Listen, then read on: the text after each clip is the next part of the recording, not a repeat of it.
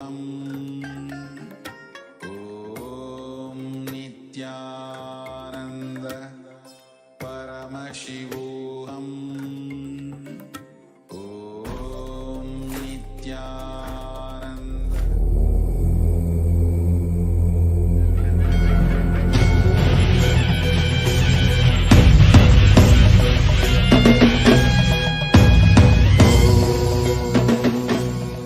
Connecting with the divine with your eyes closed is meditation. Connecting with the divine with your eyes open is darshan. Come, let us all now move from meditation to darshan. Slowly, very slowly, please open your eyes.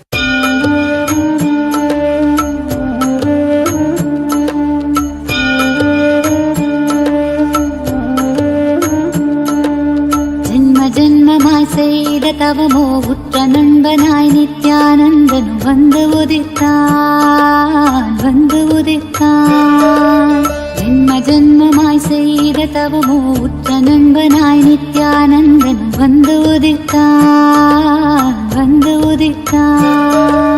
காக்கும் இறையே நட்பின் உருவாய் வந்த களிப்பால் கட்டு கடங்கா மகிழ்வு கொண்டேன் மலை போல் வரும் துயர் யாவையும் நொடிப்போதினில் கொடியாக்கிட புயலாய் வருவான், துணையென வருவான். ஜென்ம ஜென்மமாய் செய்த தவமோ உற்ற நண்பனாய் நித்யானந்தன் வந்து உதித்தான்.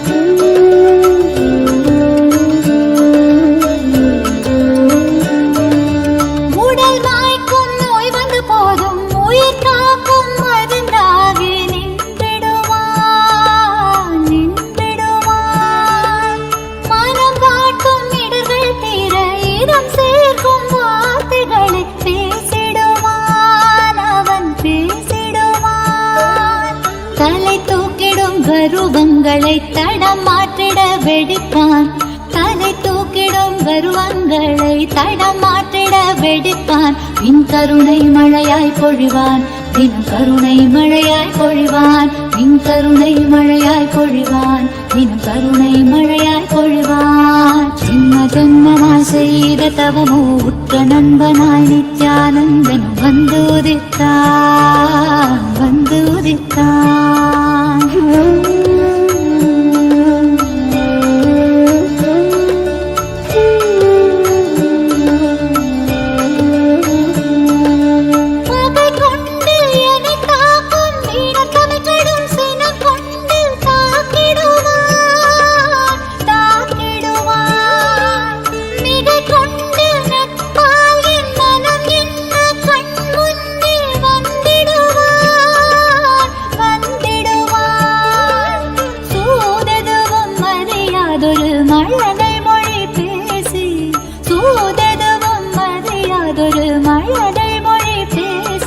எந்தன் மகிழ்வை தளர்த்திடச் செய்வான், நித்தின் மகிழ்வை தளர்த்திடச் செய்வான்.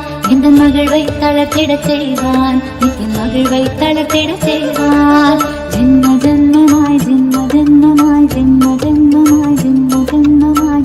ஜென்மமாய் செய்த தவமோ உற்ற நண்பனாய் நித்யானந்தன் வந்து உதித்தான்.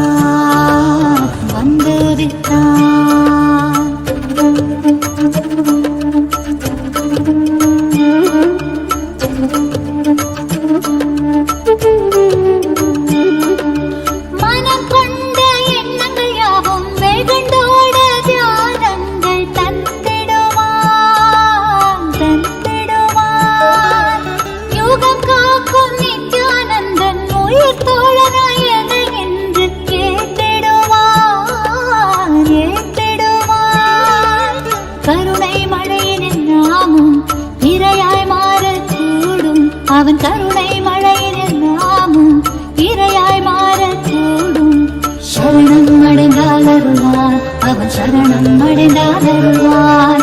சரணம் அடைந்தால் அருள்வான், அவன் சரணம் அடைந்தால் அருள்வான். ஜென்ம ஜென்மமாய் செய்த தவமோ உற்ற நண்பனாய்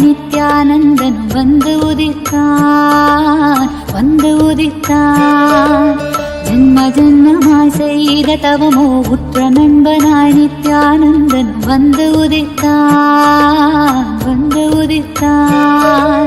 காக்குமிரையே நட்பின் உருவாய் வந்த களிப்பால் கட்டு கடங்கா மகிழ்வு கொண்டேன்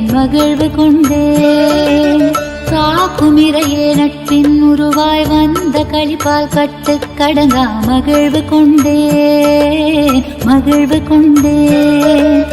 மலை போல் வரும் துயர் யாவையும் நொடிப்போதினில் பொடியாக்கிட புயலாய் வருவான் துணையென வருவான் ஜென்மமாய் செய்த தவமோ உற்ற நண்பனாய் நித்யானந்தன் வந்து உதித்தான்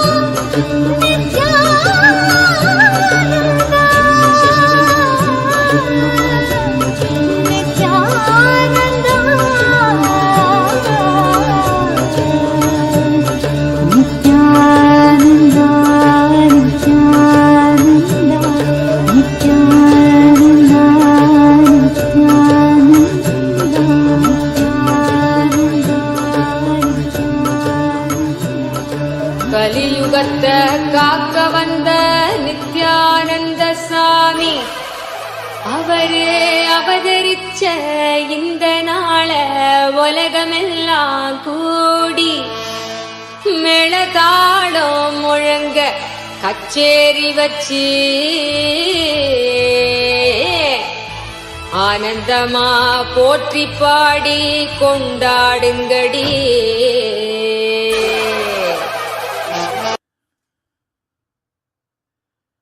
ஓம் நித்யானந்தேஸ்வர பரமசிவ சமாரம்பாம் நித்யானந்தேஸ்வரி பராசக்தி மத்யமாம் அஸ்மதாச்சார்ய பர்யந்தாம் வந்தே குரு பரம்பராம்.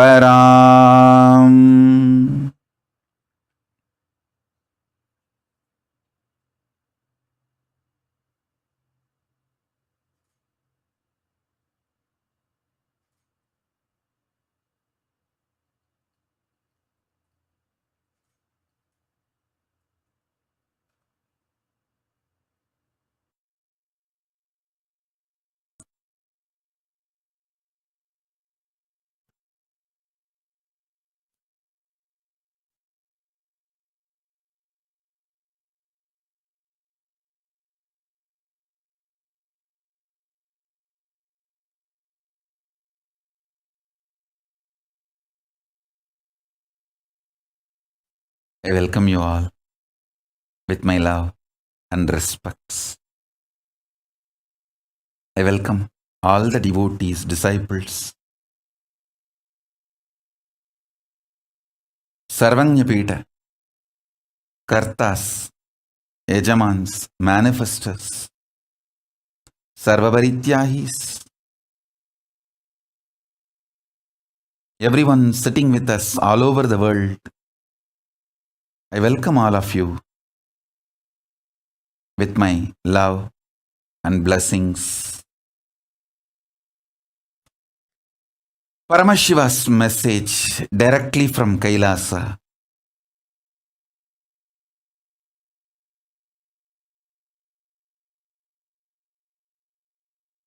Signs of rejuvenation through collective integrity.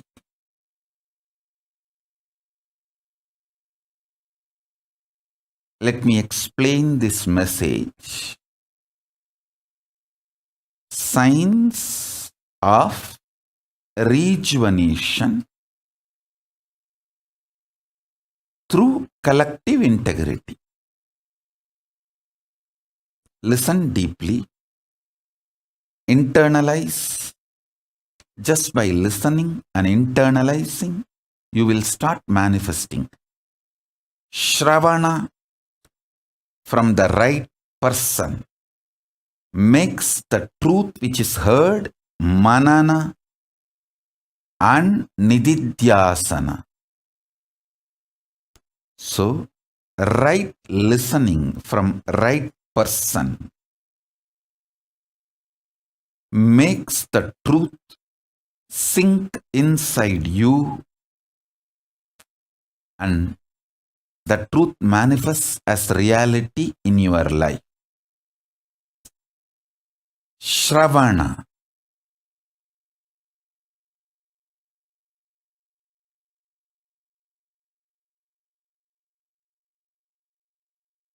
Listen. Signs of rejuvenation through collective integrity.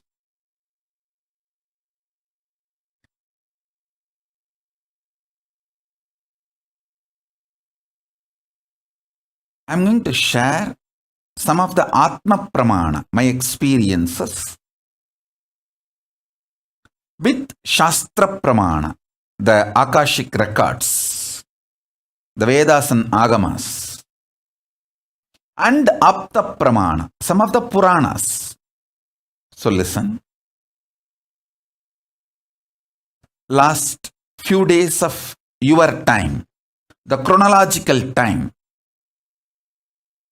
of the planet Earth, I was not available for all of you for the regular satsang or for the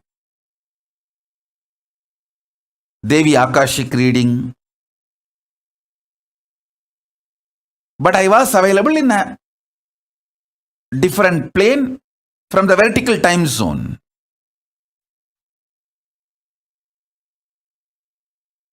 My experiences in that vertical time zone, in KAILASA, in that highest Nirvikalpa Samadhi,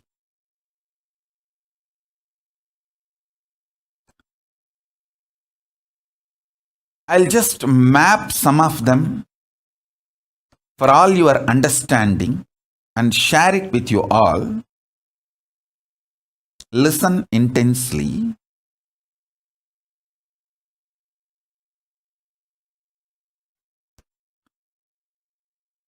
I was seeing clearly the Ahora face of Paramashiva,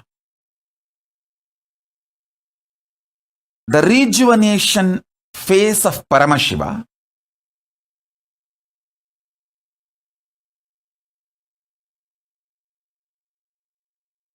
just doing the dance of samhara, rejuvenation.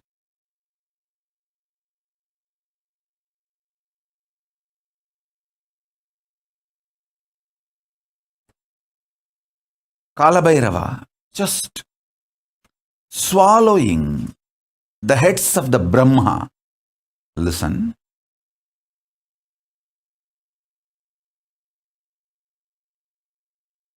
When I utter this word, Kalabhairava, swallowing the heads of the Brahma, you can understand in this time zone level. I'll try to describe, map it to your understanding.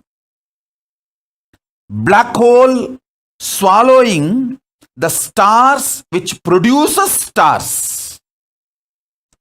See, sun is not just a star which produces many stars. The star which has a capacity to manifest many stars. Same way, the mandala, space, plane, which has a capacity to produce many planes, is called Brahma. The heads of that Brahma is being swallowed by the black hole. Understand? I am trying to give the description as closely as your logic can understand. Your logic can visualize.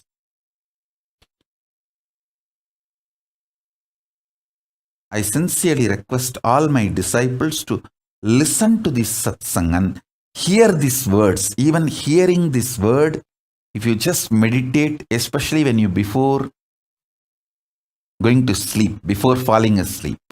Now, most of you are ready to retire for the day. Listen to this and fall asleep. You can experience this in the cosmos. See, Brahma means space which can produce multiple spaces. Brahma is the energy which can manifest multiple energies. Like a sun is a star which can manifest many stars. Brahma is a zone, space, mandala, which can manifest many mandalas, zones, spaces, stars. That Brahma, his face is being swallowed by Kalabhairava, who manifests from the southern face, the Aghora face of Paramashiva. Meditate on this. Even trying to think, visualize, meditate will bring blessings of Kalabhairava on you.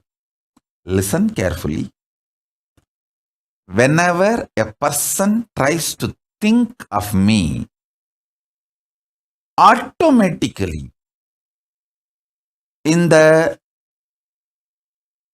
cosmic oneness space, spiritual oneness space, Dvaita, Varjita, Advaita space, you start connecting with me.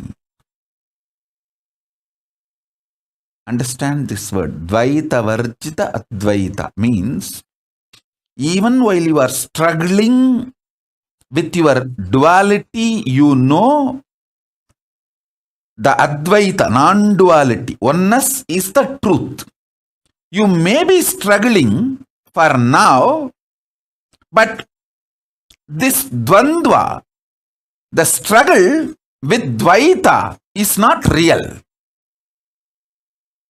Knowing that is Dvaita, Varjita, Advaita.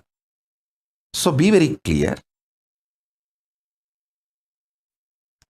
The moment you start thinking of me, connecting with me, even if you are struggling in your Dvaita, doubts, self-hatred, self-denial, in your blind spots, in your incompletions, even if you are struggling, beyond your Dvaita Dvandvas, the duals of duality,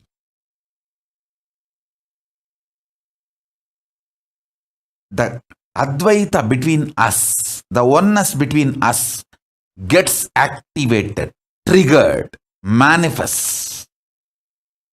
Same way,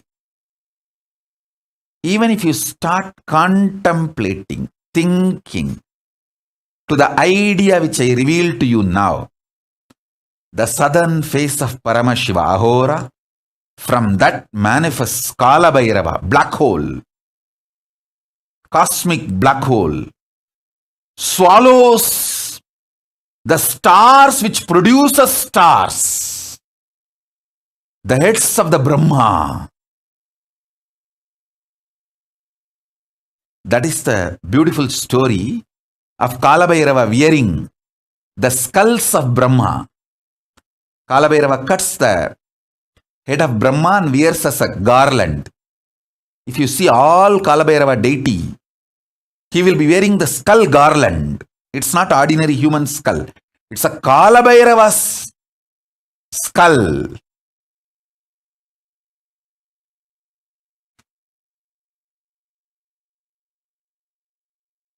Sorry, Brahma's skulls. Kalabhairava's skull mala is made of Brahma's heads. It's not ordinary human skull mala. He is wearing Brahma Siras, Brahma Siro Maladari.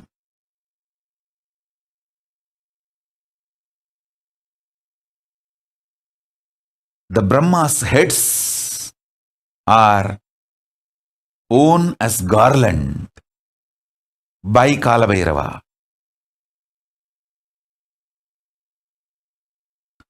Even if you visualize this, your Kundalini will be awakened. Beyond your self-doubt, self-denial, self-hatred, Kalabhairava will start manifesting in you.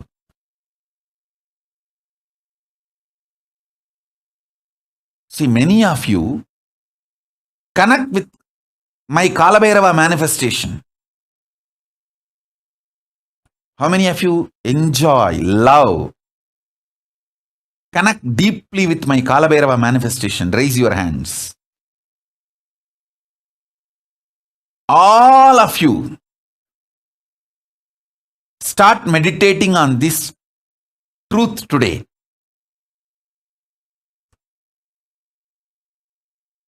And rest. You will not fall asleep. You will fall in samadhi. I bless you all. Kalabhairava will really bless you, connect with you, help you all to rejuvenate in this pralaya time, in this pandemic time. So listen, I will repeat.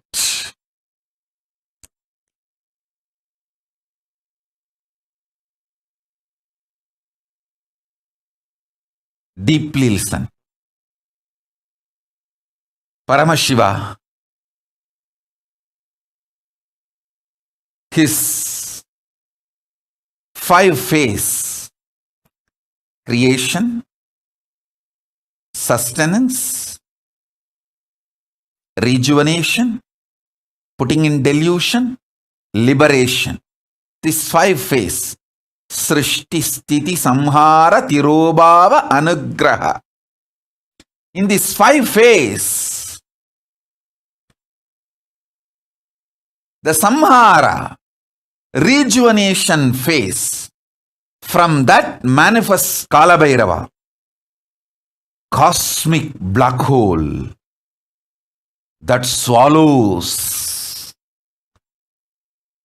Brahma's heads, Brahma Kapalas. Paramashiva, as Kalabhairava, wears the garland made of Brahma's skulls. What is the Brahma's skull, Brahma's head? The star which produces stars is Brahma's head. I'll narrate a story.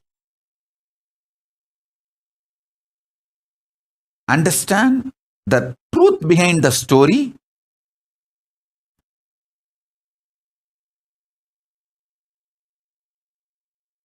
So you can understand the principle I am going to explain. The principle I am going to explain is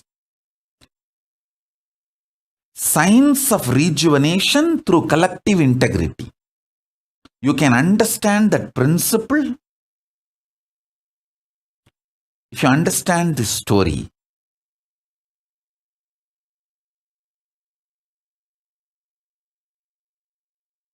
All of us know Paramashiva gave Sudarshana Chakra to Vishnu. O Parandama, forgive me.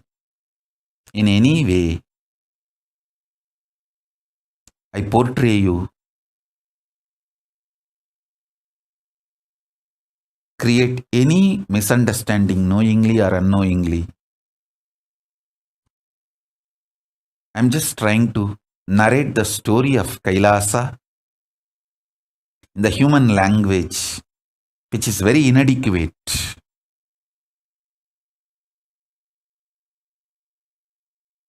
Air is language, not the spirit or intention.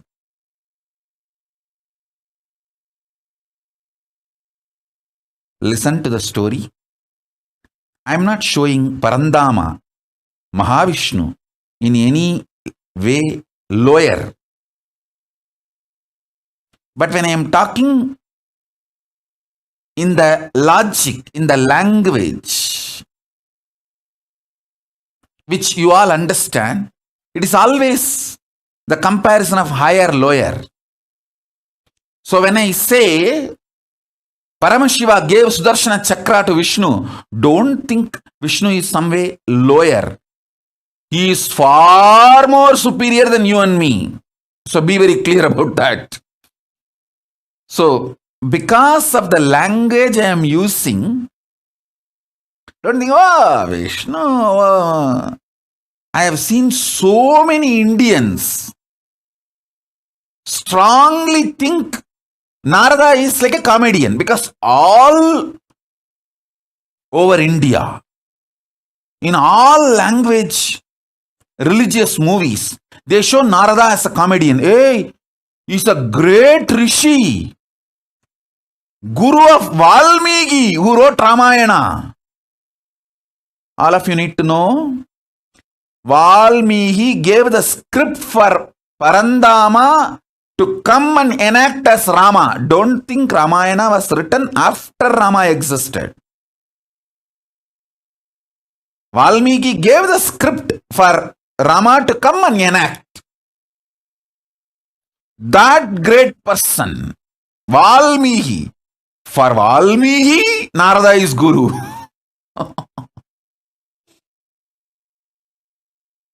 But this Indian movies try to show Narada as a comedian.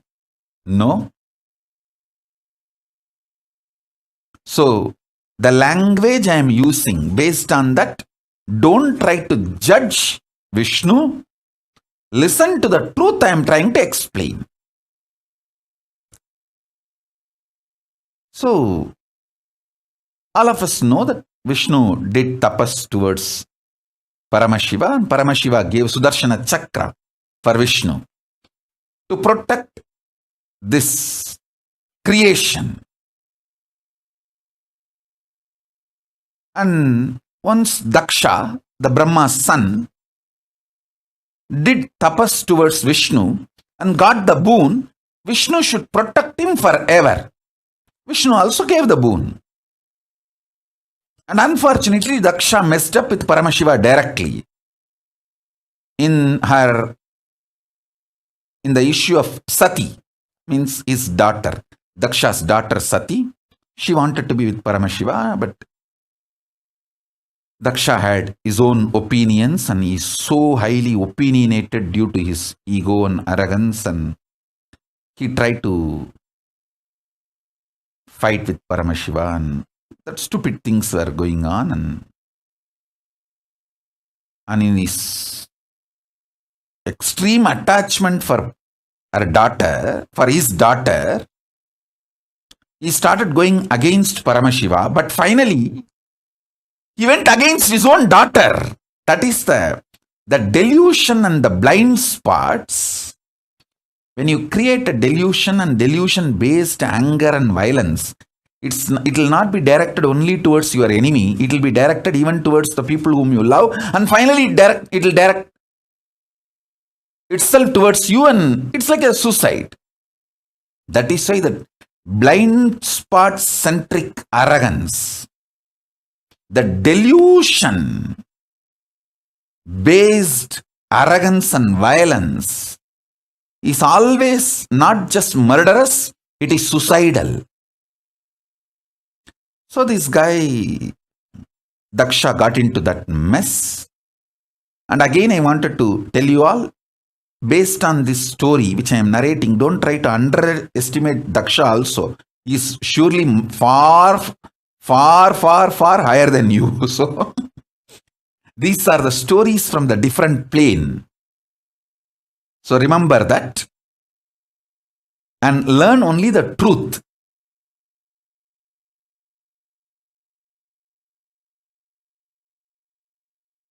Learn the truth that you should not get into the deluded arrogance and deluded violence and deluded vengeance. Learn the truth and don't try to judge Daksha. Anyhow.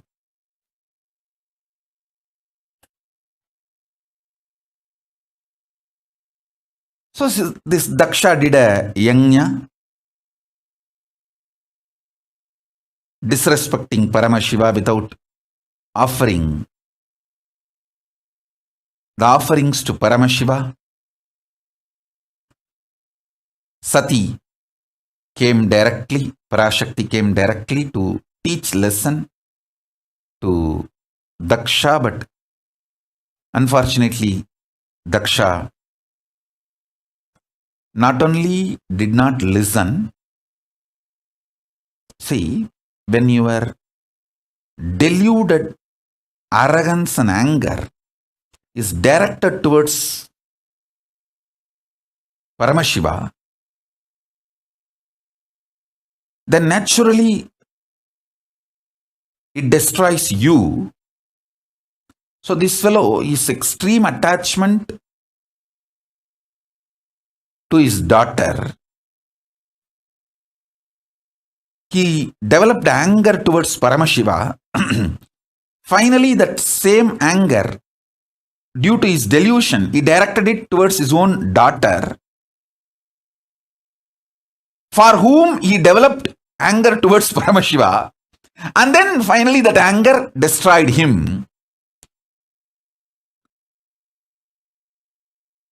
He directed that same anger on Sati, and Sati just gave the body back. The body given by Daksha, she just threw it back. Because Daksha prayed to Devi Parashakti and begged for Parashakti to come down as his daughter. But the fool has forgotten. He brought Parashakti herself as his daughter. And he became deluded. Anyhow, you all know the story that she gave up the body Daksha gave and showed her original form of Dasamahavidya, that she is Parashakti. And then Paramashiva manifested as Virabhadra to come and teach a lesson to this Daksha's arrogance. Vishnu is caught because he gave a commitment to Daksha. He gave a word to Daksha that he will protect Daksha forever. He has to maintain his integrity. So, when Paramashiva came directly to finish the Daksha Yajna in the form of Virabhadra and Daksha to teach lesson to the Daksha and to remove Daksha's arrogance, Vishnu saw what can be done. One side, my integrity, my commitment to my disciples, my devotees, that I have given a word, I will protect him forever. Other side, Paramashiva. What to do? He decided, okay, let me try my best to keep my words. With all Paramashiva gave me.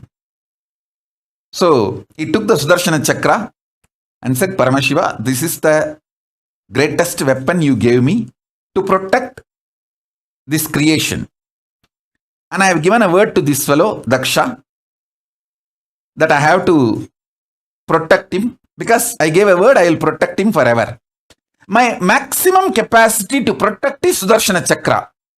Now I am sending this towards you to protect my integrity, to keep my integrity.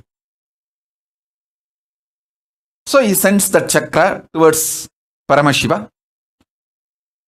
Simply one of that Brahma Kapala, which Paramashiva was wearing, that Kapala just swallowed that Sudarshana Chakra.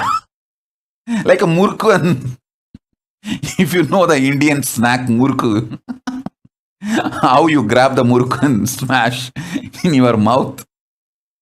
Same way, one of the Brahma Kapala Paramashiva was wearing, it just grabbed that Sudarshana Chakra and bak over. And kept it under his teeth. And then Vishnu looked at Daksha and said, see, my maximum capacity is my Sudarshana Chakra. I have sent that. So I have tried everything possible by me to keep my words, to protect you. Now, nothing more can be done. And he returned to Vaikuntha. He went back to Vaikuntha. And of course, you all know the story that Veerabhadra came and cut the head of Daksha to teach lesson and remove his arrogance. Then Daksha's wife comes and cries to Mahadeva and prays to Mahadeva. And Mahadeva says, I am not against him. I am only against his arrogance. So, he is not my enemy. Only the part of his arrogance need to be removed. The arrogance need to be taught a lesson. So he removes the cancer and gives him back a different head, a goat head, and gives life to Daksha.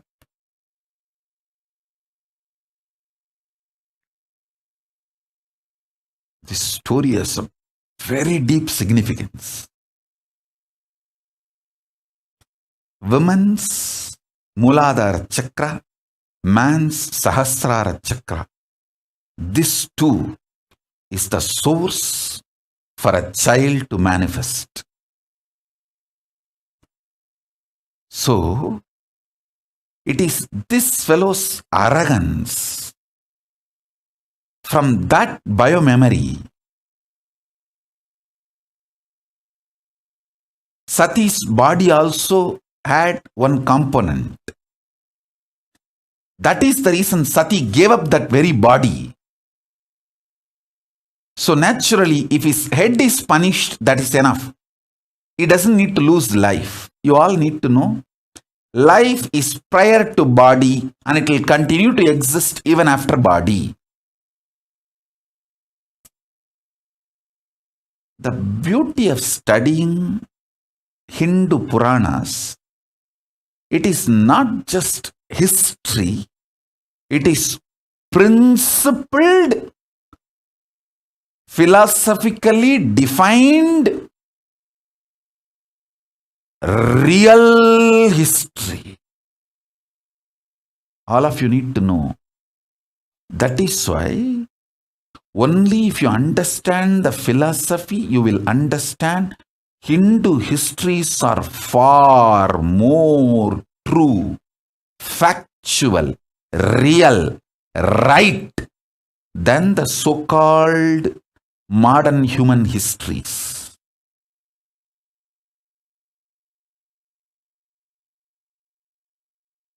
So-called modern human histories.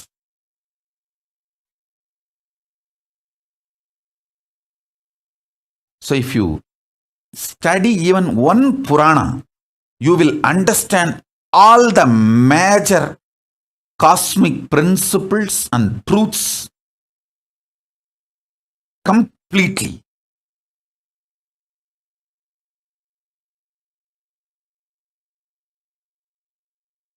It's a very powerful revelation, very powerful truth.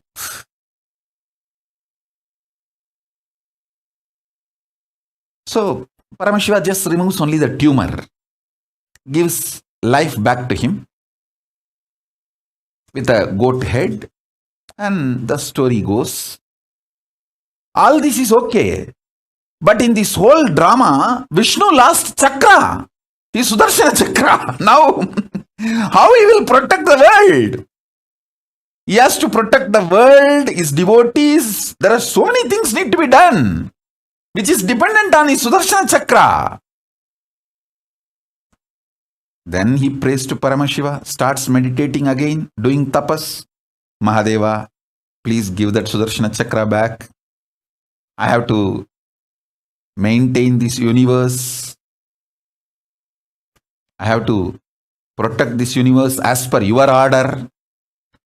Because you ordained me to protect this universe. In this, I got into the mess by giving a commitment to Daksha. I never imagined this fool will go against you and create a mess for me also. It is extremely stupid. So Kalabhairava appears and asks Vishnu, come on, tell me, what do you want? Vishnu says, give me that Sudarshana chakra back.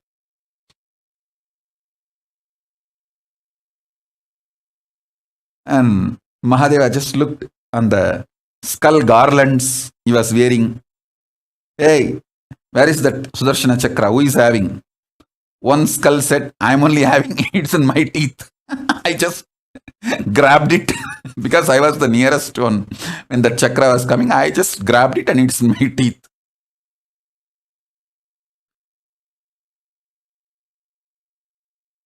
And Mahadeva says, hey, give it back to him. That Brahmakapala said, Mahadeva, I am ready to give now because I always obey your order. Immediately I'll give it back. But I want him to do completion. How dare he sends his Sudarshana chakra towards you? Let him reenact how he did it. Then I'll give it back. See, listen. Without the background music, you see anyone's dance, it not only it lose the context, you will laugh like anything. Without the background music, if you see anybody's dance, you will laugh like anything. Because it will look like a joke, comedy. Same way, without the emotion, see, when somebody acted out of anger, without the anger, same emotion, same spontaneity, if that person acts out the same thing, it will look like a comedy. Completion is all about making all your past lose its importance or its power over you. So now, Vishnu does the same act. How he spontaneously sent his Sudarshana chakra without the same emotion. Then this Brahmakapala, he laughs loudly. In that loud laughter, that Sudarshana chakra comes out and falls on the ground. And Vishnu touches Mahadeva's feet. From the Mahadeva's feet, he receives the Sudarshana chakra. O Parandama, forgive me.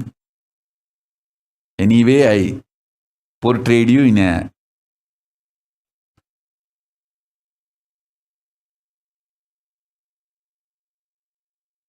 dim light.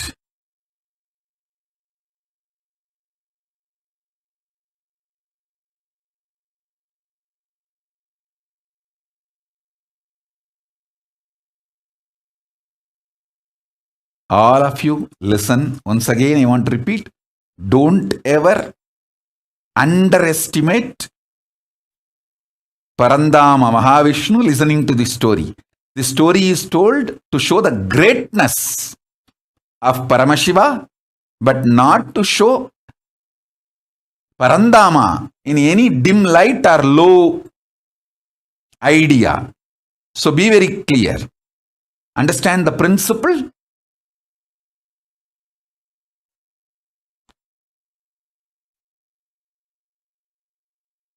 Don't try to have low idea even about Daksha. So these cosmic stories, just understand the principle I am trying to convey.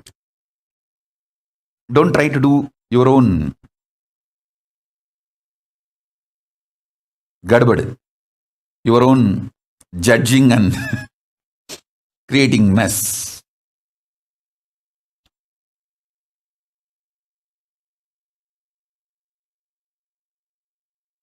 In Sati's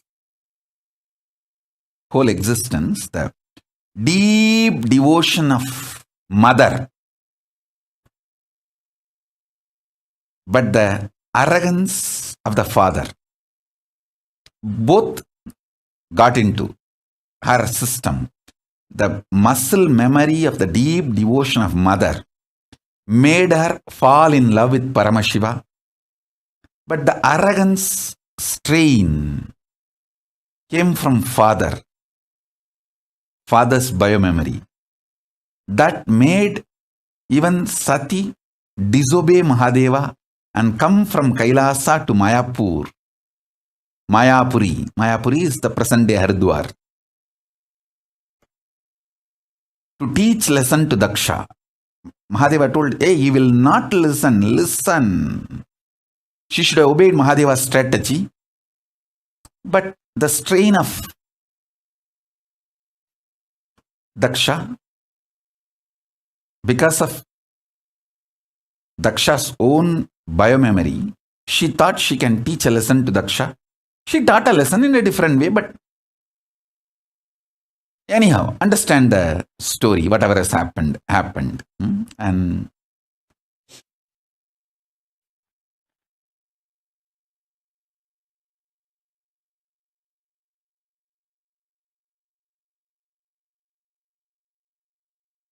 the multiple important truths you need to understand.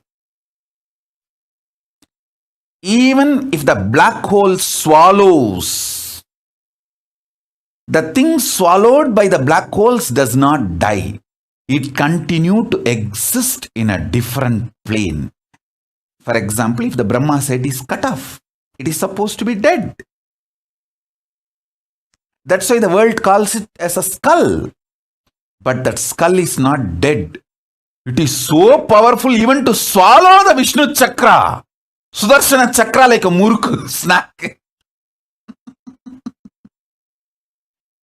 So listen carefully.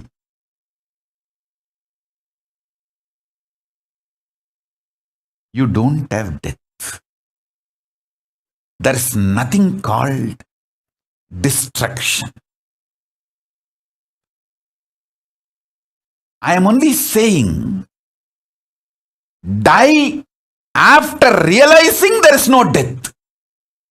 Don't die before that. Because if you die before realizing there is no death, you may have death, but not the real undying experience.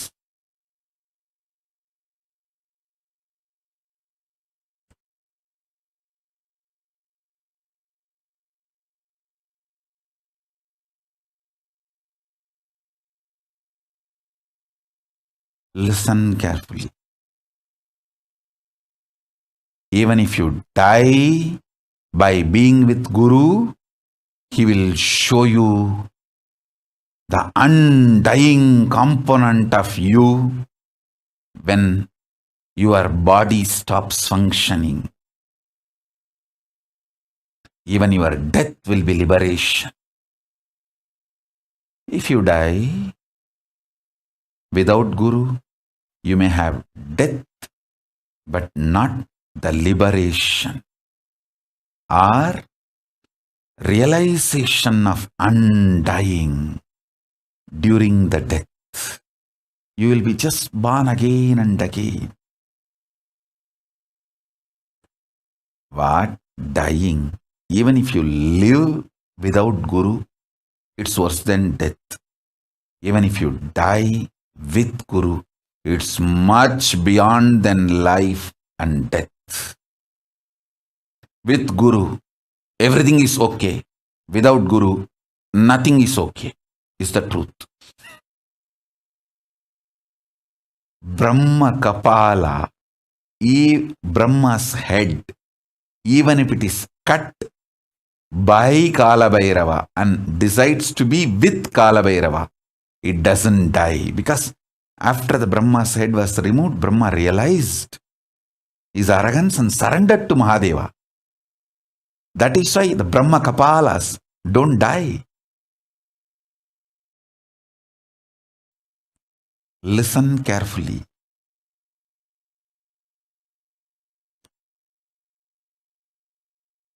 With Guru, life, death, everything is great. Without Guru, life, death, nothing is right. Whoever decides life or death, it is only with Guru, lives enlightened and lives to the vertical zone to be immortal forever. There is no death. Without Guru, even when you have your so-called life, it's extreme torture and destruction, suffering.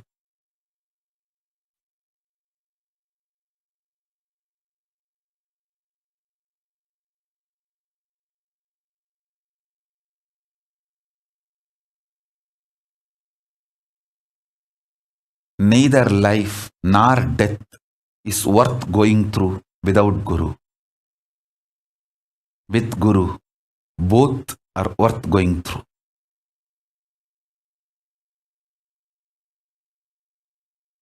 Multi-layer truths.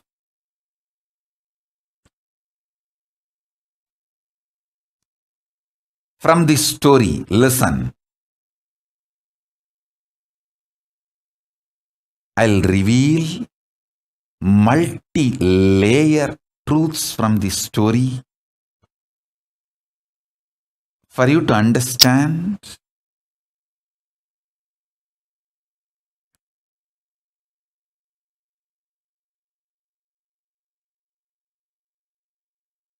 how to go through this rejuvenation process, especially during this pralaya, how the collective integrity will be useful.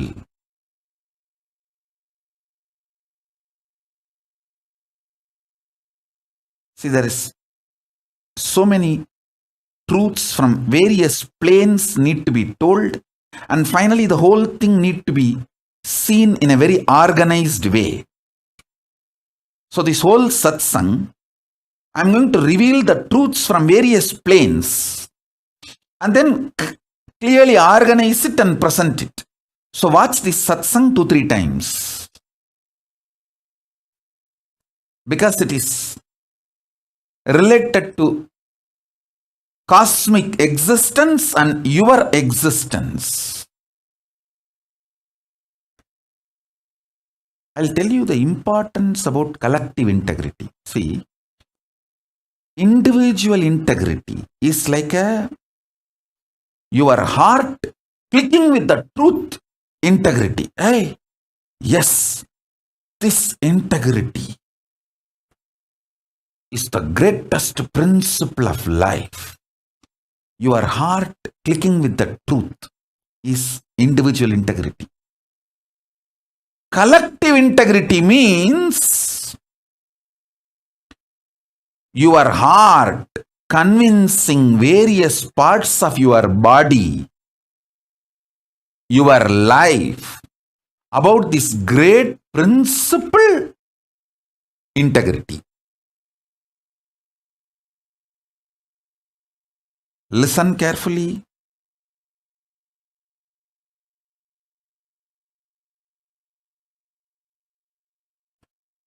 You convincing your husband about the need for collective integrity is your heart convincing your brain about the integrity. Listen.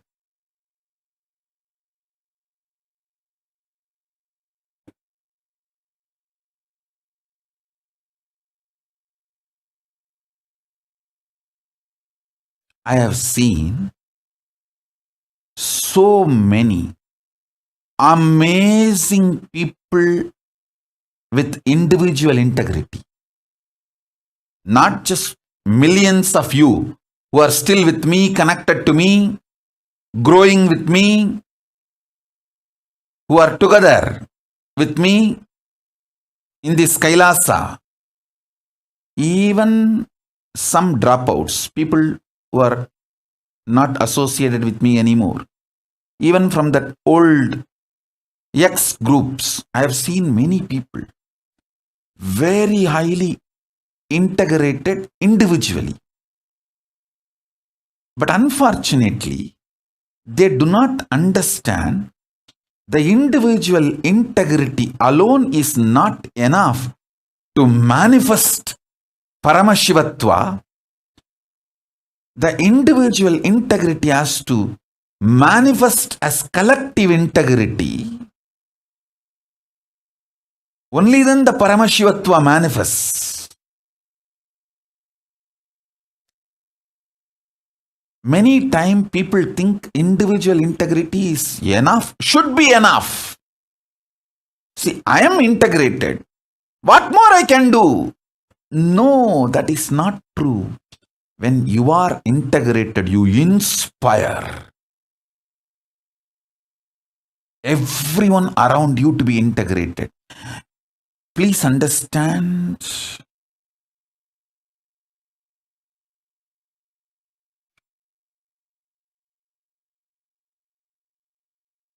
You inspiring your organs, which is part of your body, and organs, which is part of your life. Both are one and the same. Sometimes you may inspire, you may be even integrated to your Nirahara Samyama in your heart. Your heart may be integrated to your Nirahara Samyama, but your stomach may not be convinced about the Nirahara Samyama.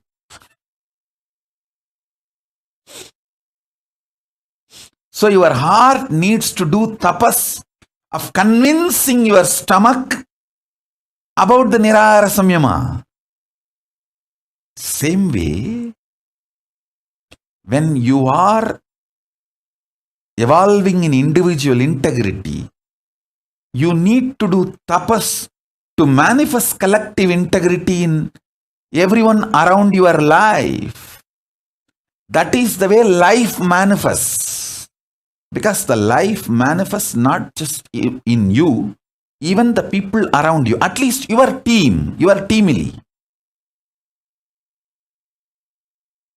Seekers, many sincere seekers, due to their delusion, think, I am integrated.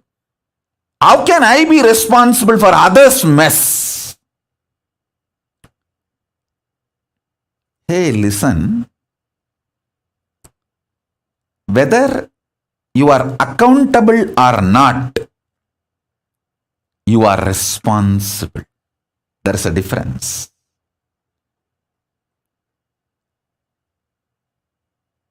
If your neighbor robs, steals, is a thief, robber, you may not be accountable for his crimes, but you are responsible to make him realize his mistake. Otherwise, he is going to rob your house tomorrow. If he has robbed everywhere and he doesn't have any house to go, he is going to look into your house. So be very clear. I have seen many sincere integrated seekers does not have this understanding or does not want to do any tapas for collective integrity. They think just individual integrity can liberate them and enlighten them, manifest them what they want, and they will be able to manifest Paramashivatva. No! Whether you are with me or you are on your own, be very clear. This is the principle of the cosmos. Till you manifest collective integrity, you will not manifest Paramashivatva fully. The state, space, powers, being, and Kailasa of Paramashiva, all this manifests only when you manifest collective integrity. The tapas required for collective integrity is mandatory for enlightenment.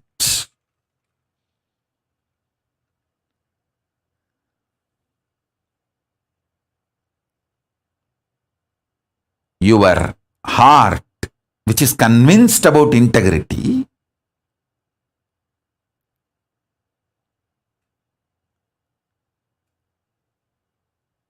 need to convince all the organs of your body and organs of your life. See, when I say organs of your body, you all understand. Heart, lungs, brain, intestine, all the organs. You all even feel, yes, I should convince all the organs of my body. True. But why should I convince the organs of my life? They should convince themselves.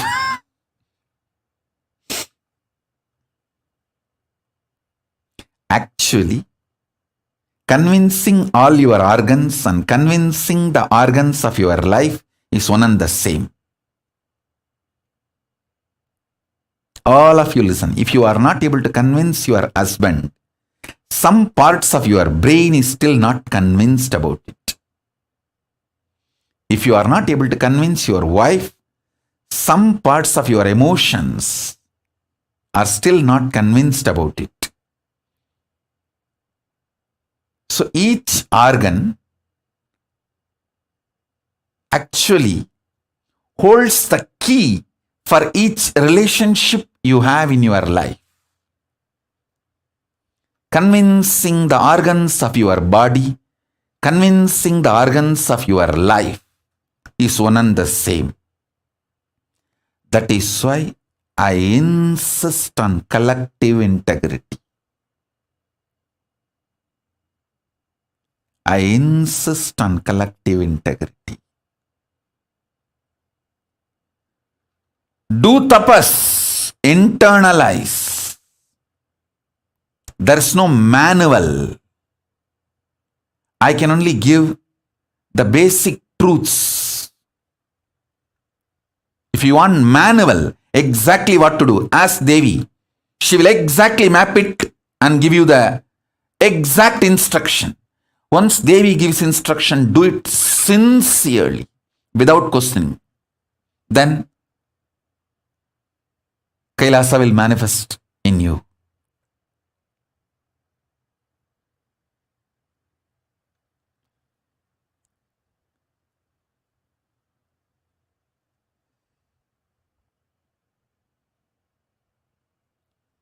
I have always seen people who don't want to work for collective integrity lose even their own individual integrity in course of time. In course of time, even to keep their individual integrity, they lose intention, energy, inspiration, and collapse.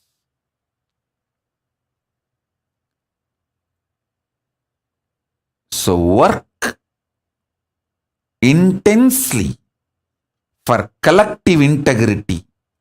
Your individual integrity also will be shining, radiating more and more intensely. This is the truth about collective integrity. Now,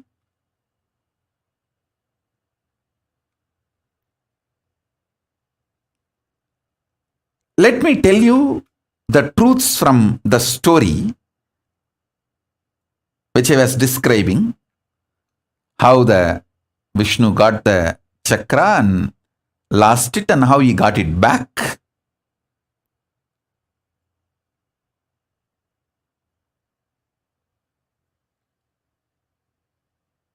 And the truths which you can learn from that story to understand the collective integrity and go through this rejuvenation process instead of getting destroyed in this whole pralaya. There's so many layers and layers of truths and revelations. See the first level truth, which I told, that's the description of the scene where the face of Aghora, of Paramashiva, manifests Mahakala and like black holes swallowing the big bangs, Brahma's heads, Kalabhairava swallowing the Brahma Kapalas and making garland of Brahma's skulls for him. Understand, that is the most beautiful Dhyana sloka in English for Mahakala. If you have some photos released by NASA, how the black holes swallow the big bangs, just see exactly that indescribable way Mahakala with the Brahma Kapala malas, the skull garland of Brahma Kapalas, the multiple big bangs swallowed by the large black hole. But the big bangs are not dead. They are all there as garland, alive and more powerful, even to swallow Vishnu's chakra, Sudarshana chakra. See, Brahma is son of Vishnu. The son's head, because it is owned by Paramashiva, is capable of even swallowing the father's weapon like a snack and keep it inside his teeth.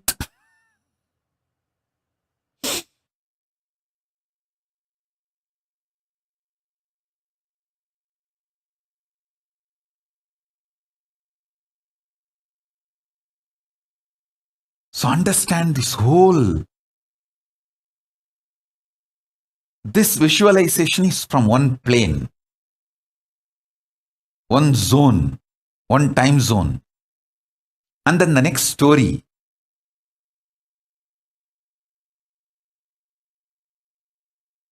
Brahma Kapala eating the Vishnu Sudarshana, that is from another one vertical time zone, from another plane. And my definition about the collective integrity, this is from another plane. So I am trying to reveal the truths from the various planes, map it into your life for you to practically experience Paramashivatva. How? No destruction touches you. Only rejuvenation happens to you. Listen. Next, one story from my own experience, my own life. When multi-layered attacks from multiple gangs done on me, all I know is I am Paramashiva, I cannot be destroyed. All these attacks which comes like a destruction, I know how to just change them and be in the space of rejuvenation.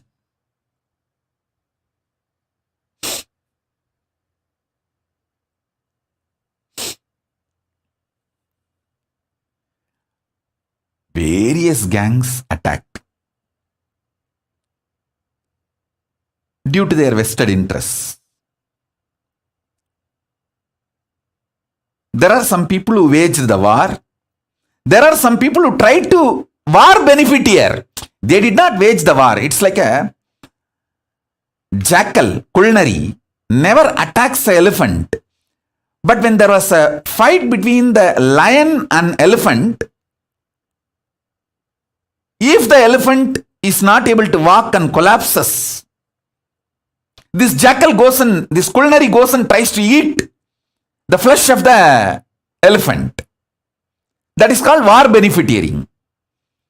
I have seen all kinds of people who wage war in the front side, who wage war from the back side, and traitors, war beneficiaries. There are some traitors who don't even do the job of traitor, but they try to get the benefit of the war. War beneficiaries, like culinaries, jackals, foxes, wolves. Some are even like eagles. I have seen all kinds of things.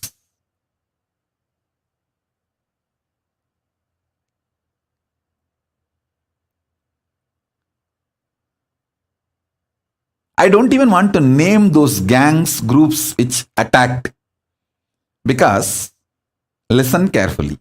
This is one of the most beautiful strategy of Krishna. It doesn't name his enemies. Why you know? He says, hey, because many times who try to attack you, they think you are weak, so they attack you. But when you prove you are strong and successful, they change their strategy and they decide not to be your enemy anymore. But if you name them as enemies, because they have to defend themselves, protect themselves, they continue to be in the space of enmity. If you don't name the enemies, many people lose their enmity and carry on with their life, and they are no more in your enemy list. Listen, this is a different plane. Revelation. So a king, a leader should never name enemies. He should only handle the attacks which comes in front of him. So almost 99% of the people drop their enmity and carry on with their work if they know that enemy is too strong with whom they are trying to fight. Everyone tries to attack only the weak people. But when they see, wow, he's too big, nothing can be done. Come on, carry on with our life. Go. A good leader never names enemies. He forgives, does not forget, and never names. That is what? Paramashiva having alahala, poison in his throat, neither goes inside. Means, see, poison going inside means like he has to react. Neither goes inside, nor he spits out, neither he utters the name. So, neither I allow my enemies to destroy me, nor I name them. They are there just in the throat, in Ganta. That's why Neela Ganta.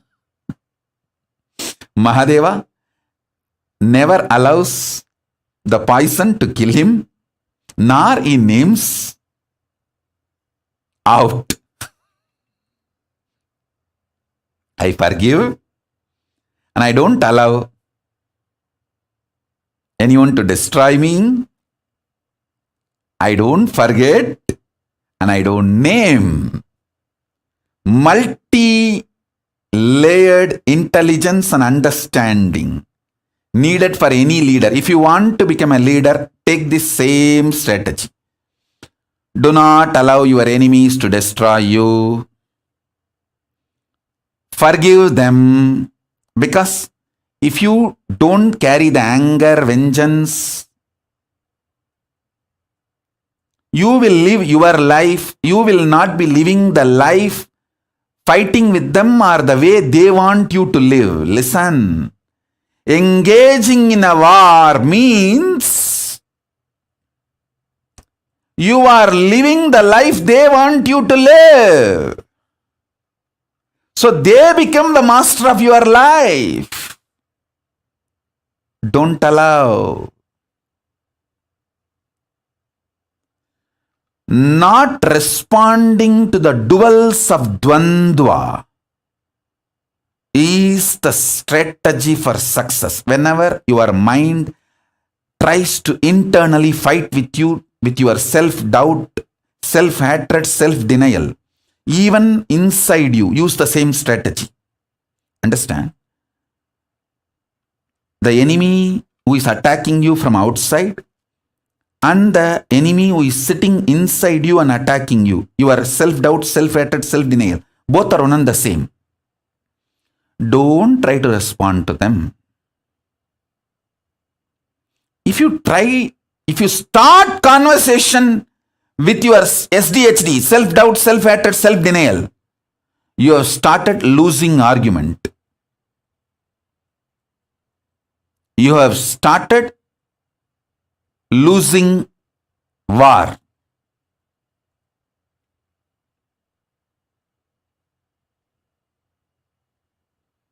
I can tell you a lot of stories and jokes. I have a joke book which was published by us. The book is Joke for the Day, and I think I can open any page and read out the joke and tell you the truth.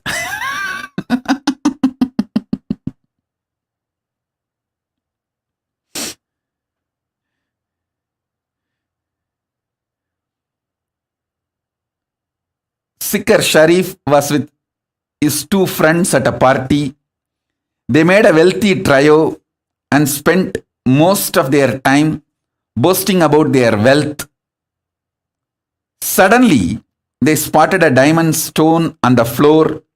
One of them said, "Oh, it's not mine." The second said, "Oh, it's not mine either." Sikar said, "It must be mine. I am missing a cufflink."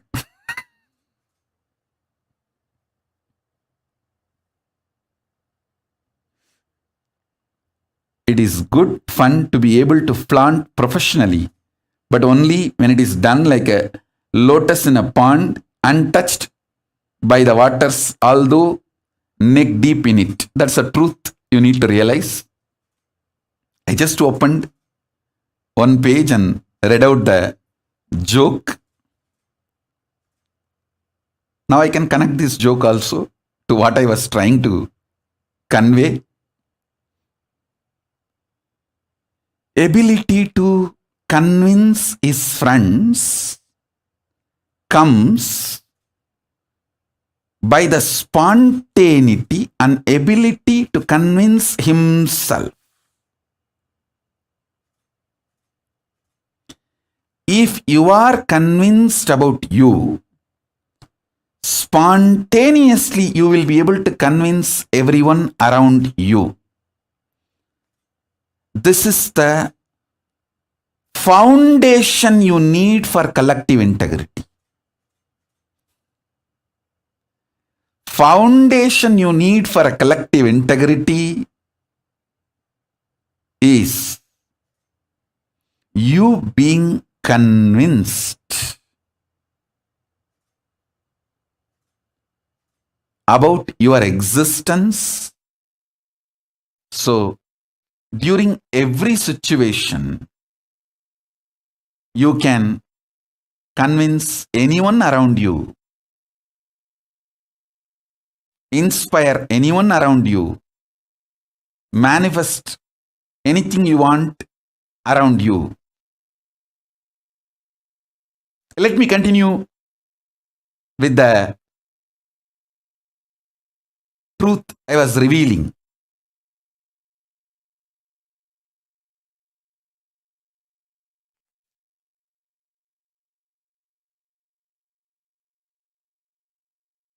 Getting into argument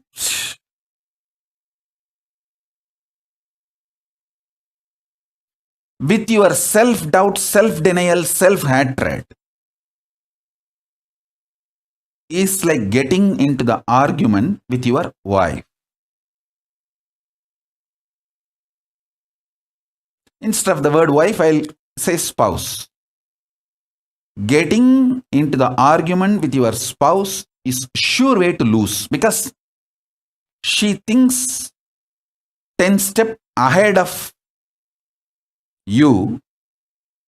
By being with you, she knows all the arguments you will present, and she has already prepared all her replies for your arguments. Only then she's calling you for argument. She calls you for the fight only after preparing enough weapons.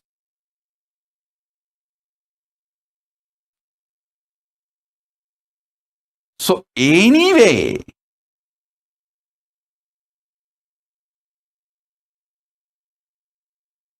you try to start or get dragged into the argument, you are gone.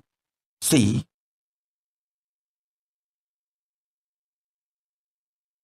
I'll define what is called devil's temptation.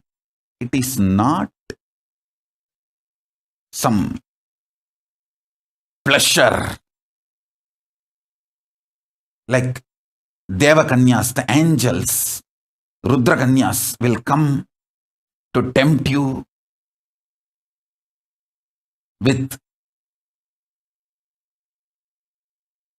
some drug or dance, all those pleasure items.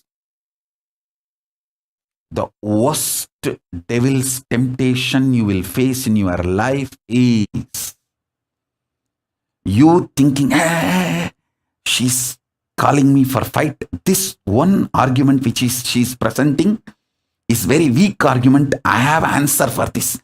Let me beat her down using this one argument. I'll finish her off today in this argument and fight because I have a very clear answer for this argument. Let me start. If you get in, over.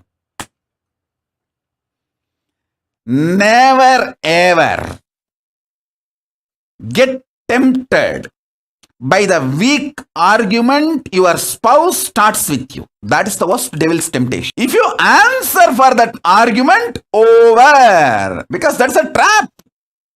Because it looks very weak argument. Sometimes it will be absolutely lie. You would have gone to her sister's marriage and given her best gifts. She will straight lie. You did not even come to my sister's marriage. You did not even care about my family. If you think, it's wrong, she's lying, this argument will not stand. Let me remind her. Let me give the facts and figures, throw it in front of her and win over this argument. If you start over, understand? The worst devil's temptation in your life, don't think will be some Ramba, Menaga, Urvasi, how they were sent to disturb the tapas of Vishwamitra. No, don't expect any of that. It is just your spouse giving weak argument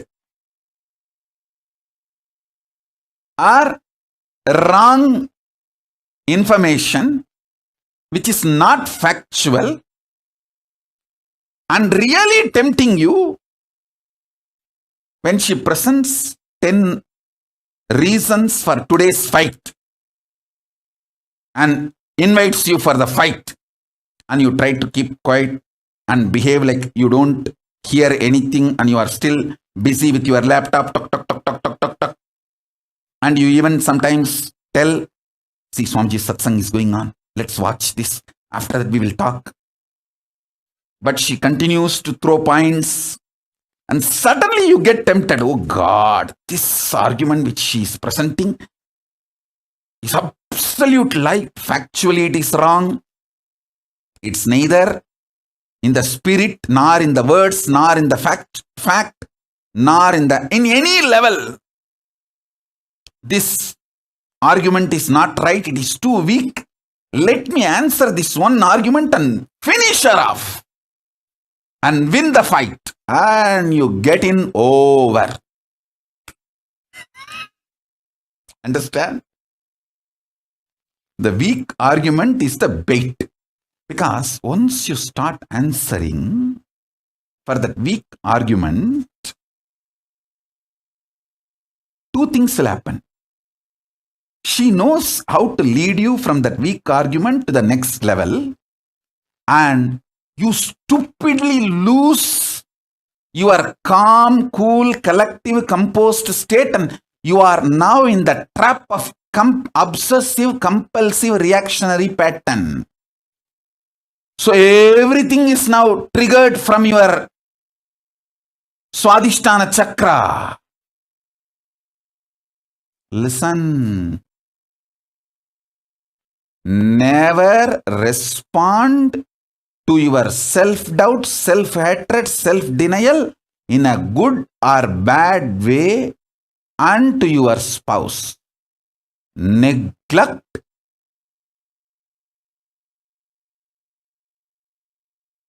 Don't terrorize yourself internally, externally. Detox yourself. Wait patiently. Do tapas. Help your spouse to detox himself or herself. Solution is detox. Not any kind of argument.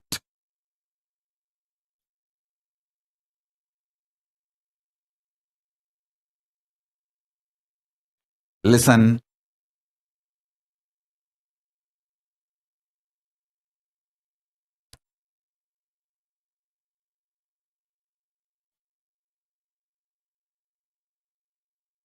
I am trying to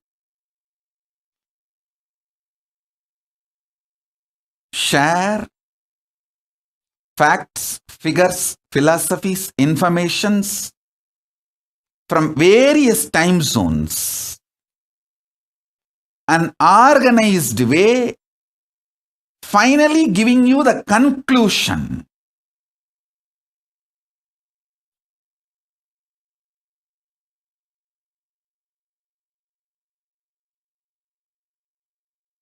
See, you need to understand another one important truth I want to tell you. I am not against husband arguing with wife, wife arguing with husband. I am not against it. The beauty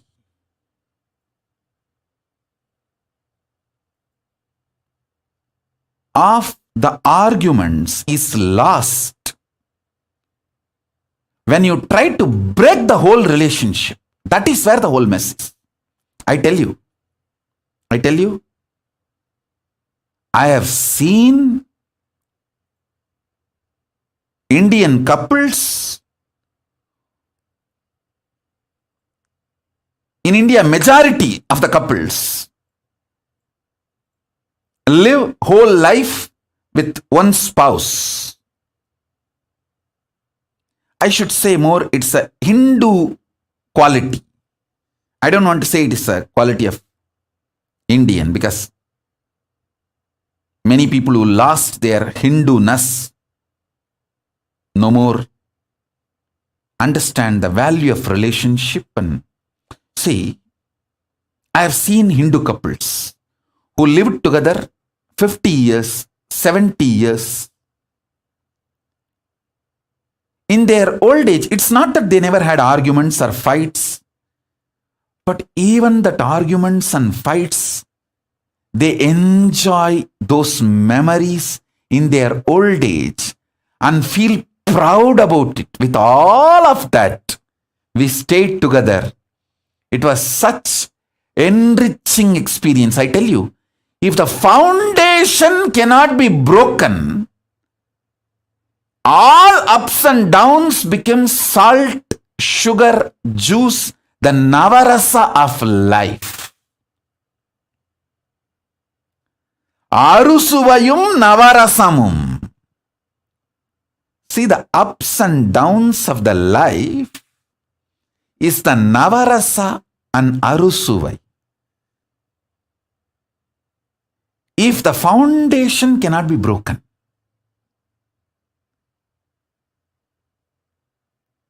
in Hindu marriage, there is no divorce. You can have everything, but no divorce. It's not that the wives were obedient and our husbands were arrogant. No. You see enough stories where women claim their rights and independence, freedom, power. Hinduism is the most feministic religion, I tell you. In Hinduism, not just religion, even the Hindu economy, Hindu social system, everything is feminist. The women-centered, everything is feminist. When time comes, I'll try to reveal more details about it. How the women is the foundation of Hindu civilization. They formed the basis of Hindu civilization.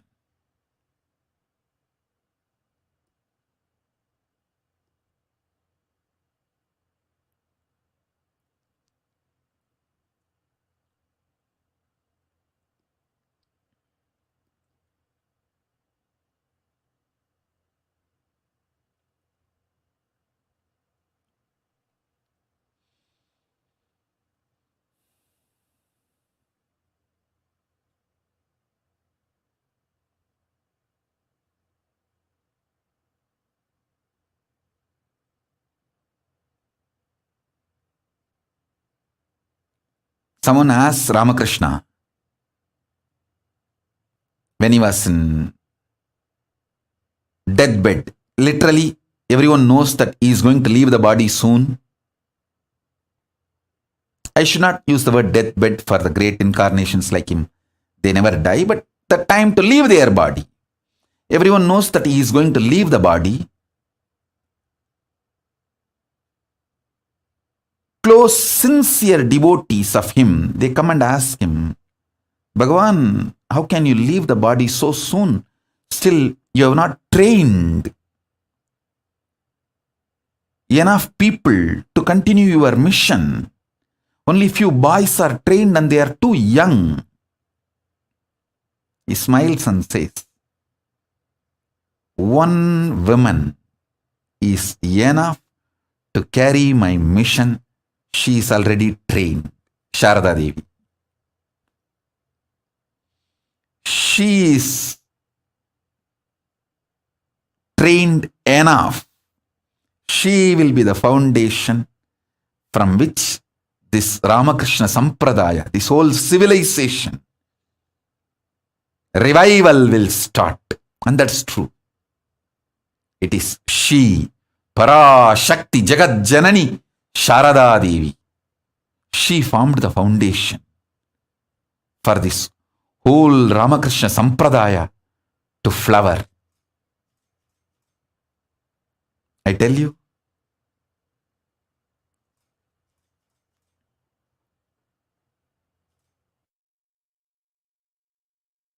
in Hindu civilization, spirituality, religion, Hindu economy, everything is centered on mother, on women.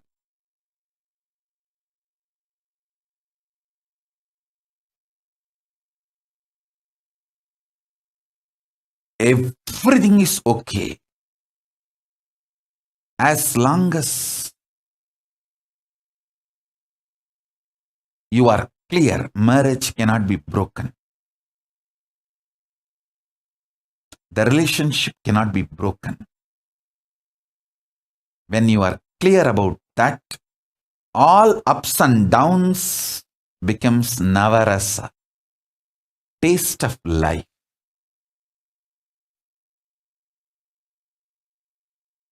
If you break the relationship, then ups and downs no more have meaning in your life. Ups and downs have no meaning in your life if the foundation can be broken. If the foundation cannot be broken, ups and downs becomes a beautiful navarasa of your life.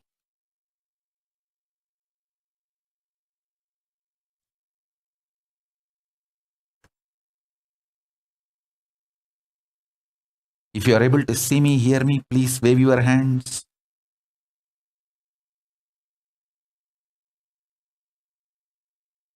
If you are able to see me and hear me, please wave your hands.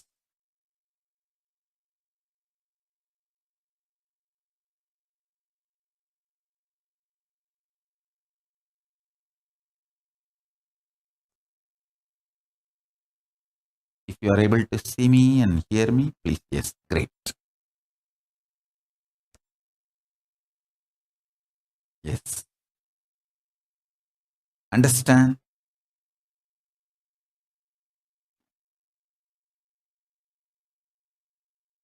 The foundation should not be shaken. That's all. It is so unfortunate that divorce has gone to the extreme in many non-Hindu civilizations. I read an article in US. Someone went to the court and got divorce from his own father, and the court granted the divorce from the father-son relationship. Father-son or father-daughter relationship, whatever. The divorce is being taken to the next level, extremes. I tell you,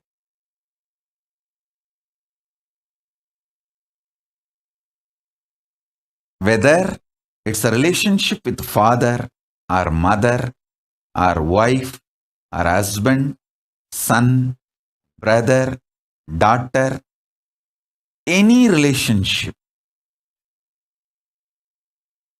if the integrity forms the foundation and the direction is to go from integrity, individual integrity to collective integrity, you manifest what you want in your life.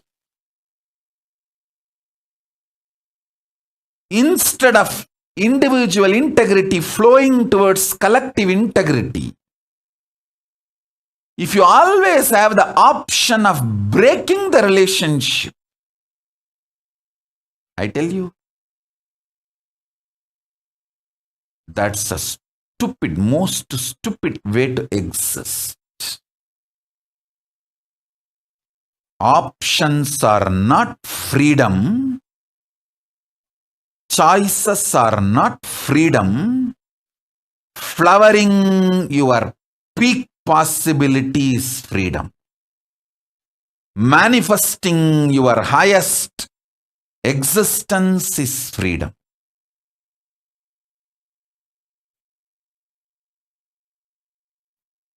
The cosmic definition of freedom is manifesting the highest existence, not just options and choices.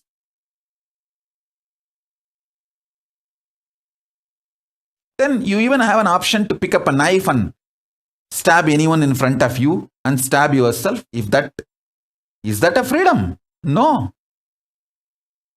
No.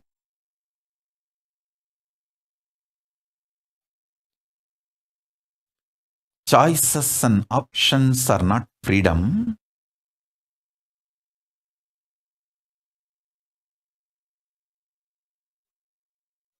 Manifesting your highest possibility is the freedom.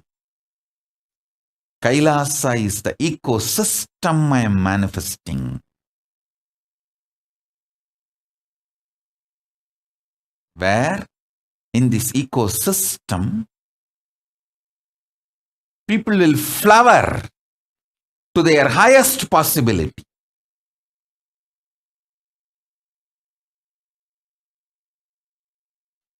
When people are feeling bored, couples are feeling bored, tired, that middle age boredom and tiredness hits them, they should be given the science of Tantra. They should try to find oneness, not just body alone, through the mind, the common goals, common emotions, commonly what they enjoy, art, science, different fields.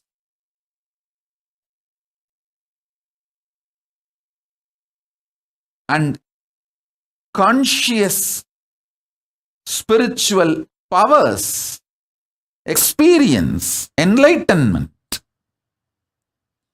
If you find something which makes you experience oneness, you will never think of divorce.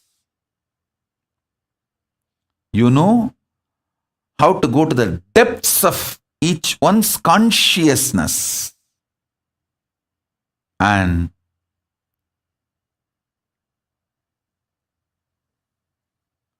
manifest oneness. You will not feel tired or bored with the other person. You know there's so much to explore. So much of possibility is there. This is the science of Tantra.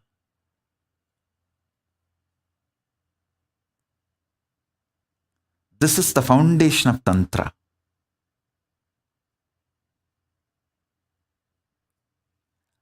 Kailasa is all about ecosystem which makes you manifest this great cosmic sciences, possibilities, powers. Whatever I am talking, making it all this as a reality. Making an ecosystem where all this is life, really life. I realized we need a political sovereignty to make all this into reality. Where the collective integrity is the law of life. So that you are always focused. You are always working towards making the individual integrity to manifest into collective integrity.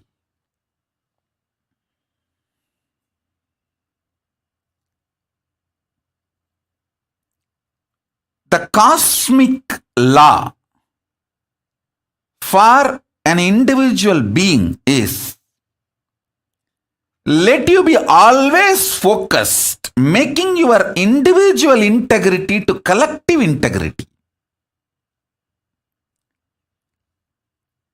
If you are always in the mood of breaking the collective integrity, you will lose even individual integrity.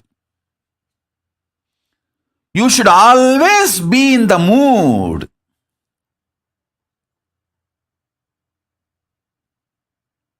of making your individual integrity into collective integrity.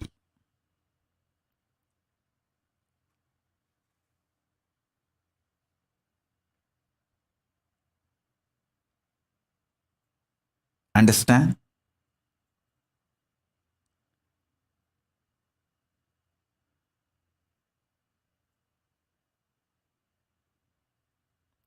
Especially when it comes to guru-disciple relationship, the option to drop does not exist because it is janma janma vrata, bandha. It's a relationship of janmas and janmas, births after births. Only due to the tapas of so many births, you even feel connected. And after getting connected, you only have to grow more and more in collective integrity. I realized one thing. We need a politically sovereign place for making this great cosmic law of life, the collective integrity, to make us law of our existence. Only then the human beings will evolve and manifest Paramashiva. The whole focus will be on manifesting Paramashivatva. It will not be stupid options of whether I can break this today, break that today. Freedom to break, choices to break is not freedom. Freedom to make it is freedom. Freedom to make it is freedom. I tell you, I have seen the couples who lived together 50 years, 75 years. It's not that they did not have difference of opinion or struggles. They had everything. But never physically they collapsed or mentally they collapsed. Never they lost mind. Never there's a mental breakdown. Nothing. They just know the option of breaking does not exist. So it has to only flow towards collective integrity. And the most beautiful physical, mental, healthy beings I have seen is the couples who lived together only with the focus of collective integrity, without even the option of breaking or divorce. That is why I insist on all my followers, all Hindus. If you are a practicing Hindu, forget the question of divorce. Look into all other options of how to make it work. Only that options you have. Neither sannyasa vrata, which is done through Vraja Homa, invoking all the gods. Neither sannyas vrata can be broken, nor marriage can be broken. Hindu marriage has no divorce. And I know I am talking not just to common mass individuals. Soumya from Hyderabad, I am talking to you all. Maitreyi, I am talking to you.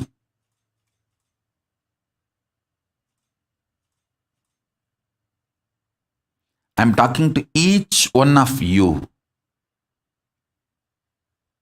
So many names I don't want to take here in public.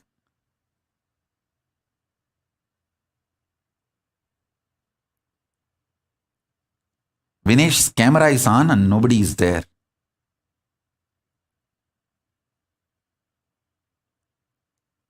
I'm talking to every one of you. Growing the individual integrity into collective integrity is the only option we have.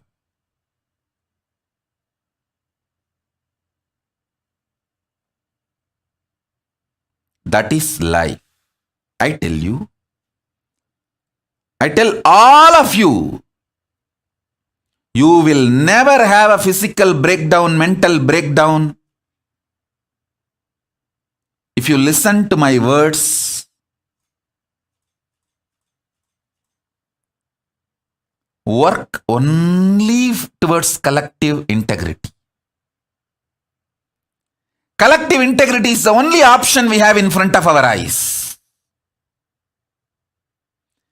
It will only make you grow and matured. Akila and Anusha, I am talking to you.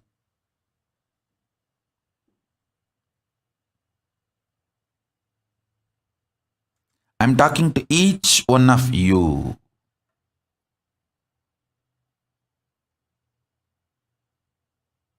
All the wrong ideas you are taught. No, if I continue to stay in this marriage, I may just mentally break. Nothing like that. All that is stupid ideas put inside you. You just need to get out of this reactionary, compulsive reactionary patterns and system. Have tapas to do individual integrity to manifest as collective integrity. Listen, Kailasa is the ecosystem where only people who commit collective integrity is their life. It is not only spiritual understanding, even law. Only that kind of people are going to be in Kailasa. So, this kind of people create the right ecosystem where the real life positivity manifests. Whole life is focused on collective integrity.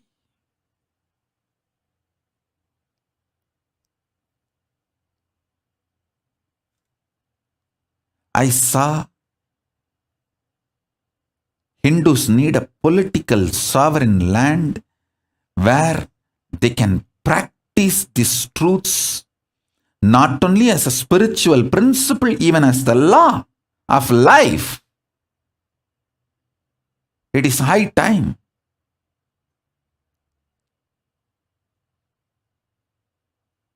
That's why Paramashiva manifested Kailasa. He himself manifested Kailasa.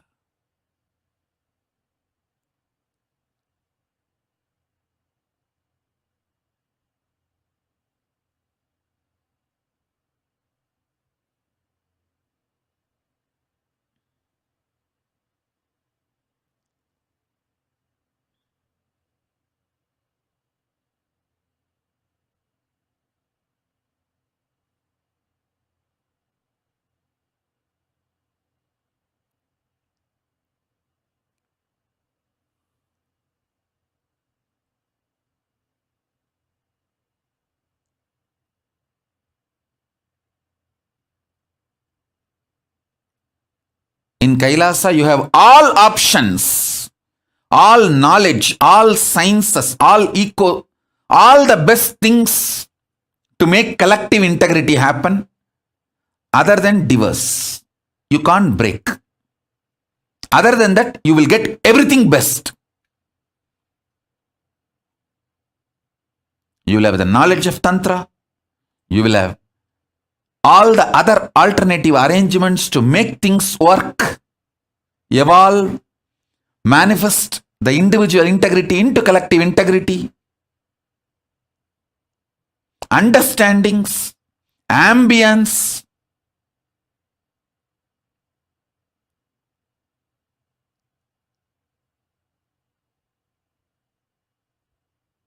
support, knowledge, experts giving counseling, guidance.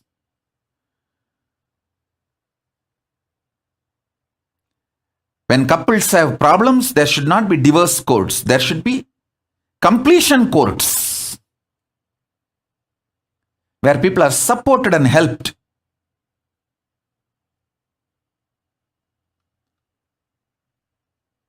This will be the law of life in Kailasa.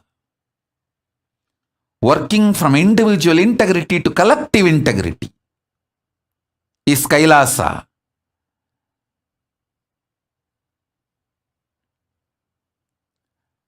Not working on collective integrity and slowly losing even individual integrity is spiritual suicide.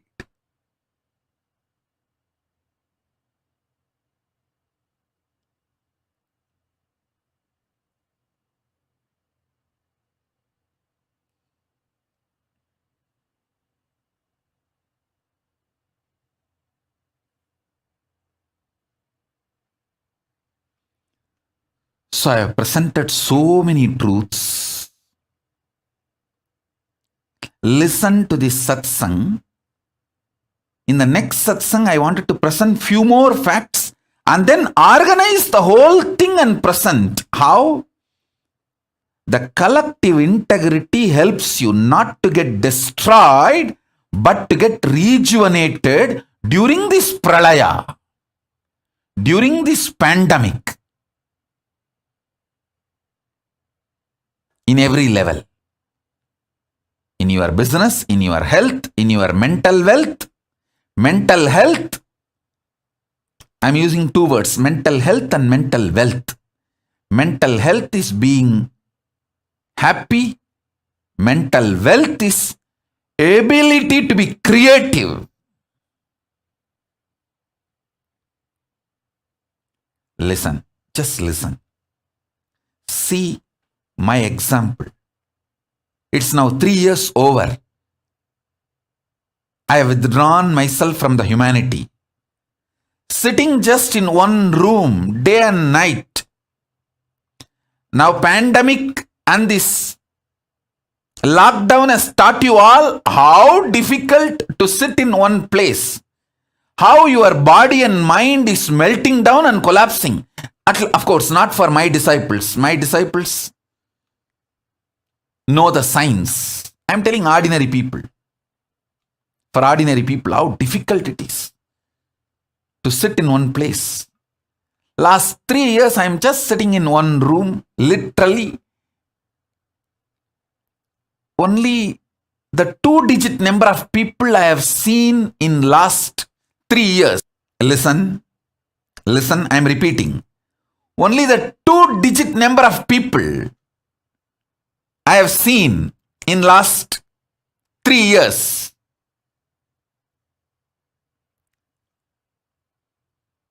Per day, I see only 1-digit number of people who give me little juice which I am drinking. Like a neem juice or some herbs. I dropped this habit of regular eating or regular sleeping. Both doesn't exist for me.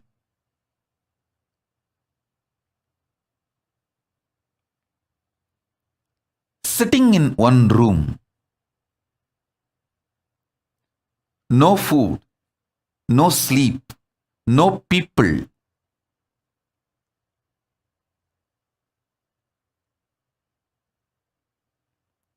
My body has not melted down, means collapsed. My body has not collapsed.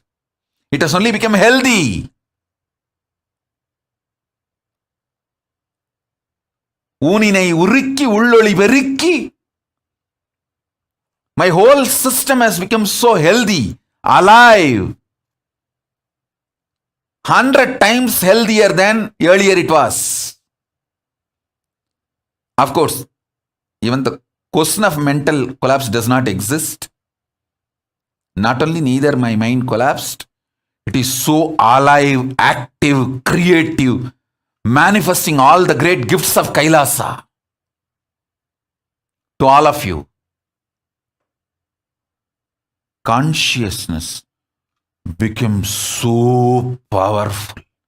in this tapas. It can manifest anywhere, anything, for anyone, wherever you are.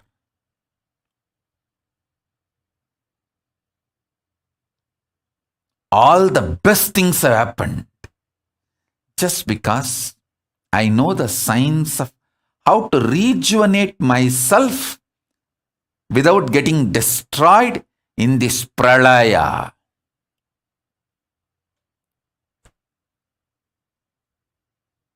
In this pralaya,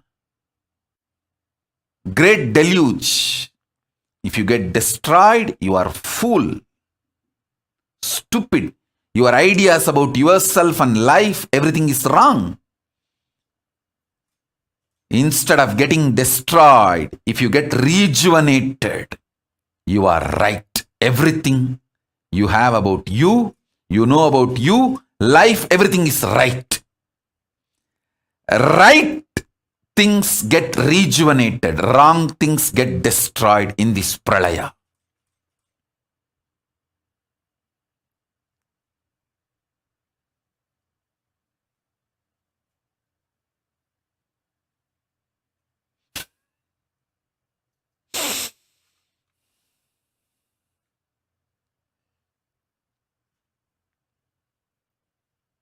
I tell you,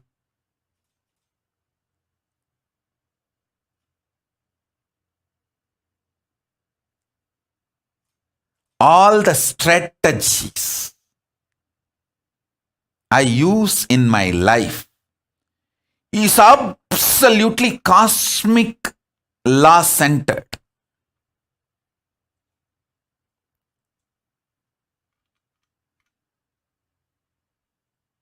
Paramashivoham, Paramashivoham is my dharma.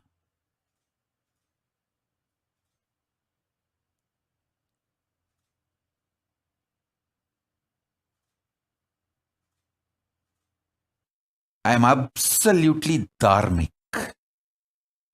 Listen, Nithyananda haters. One of the biggest thing boils them, they can't tolerate is they have an idea that I am not dharmic, but I am successful because I am strategic. Fools need to realize, actually I am successful because I am dharmic and I am not intelligent enough to be strategic. Cosmic dharma is my strategy. I have no other intelligence to be any strategic. I am a mere village boy. Hey, understand? The people who destroy themselves by trying to destroy me, the people who strategize to destroy me are not small guys. They are extremely cunning strategists.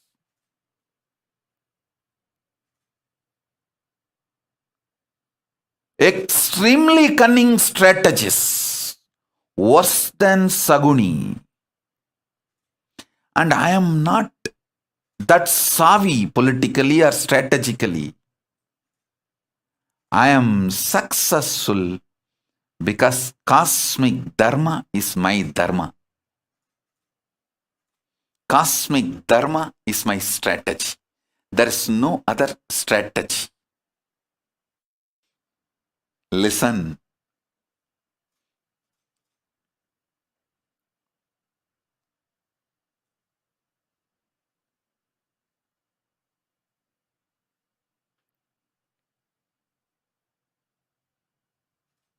All those out there, Nithyananda haters, listen carefully. The anti-Hindu elements, listen carefully. Hindu-phobic elements.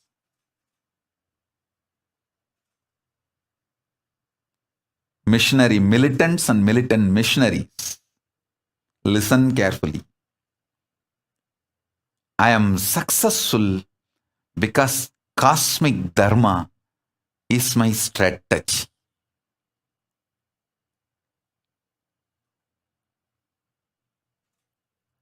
Not because of any strategies as you all think, as those Nithyananda hatters think. I am not trained in any strategy or expert or experienced in any strategy. I am a mere village boy, not even a graduate, just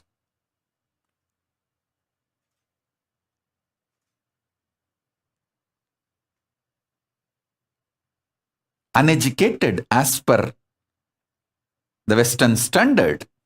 Fortunately educated only under my gurus. I tell you, if you are a youth and you are educated only under your guru and not educated under any other institution, organization, anything else, only Gurukul, you are the most blessed being.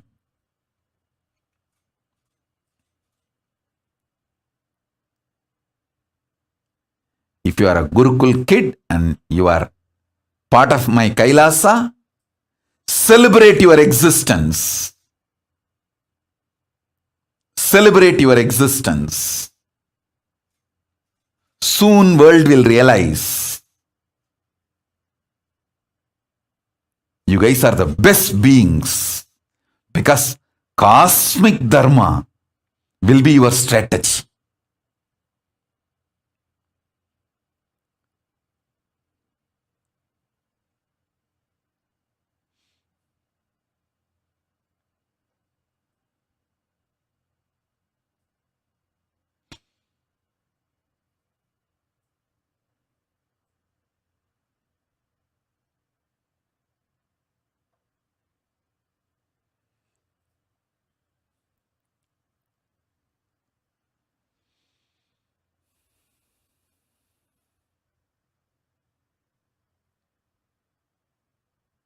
I tell you,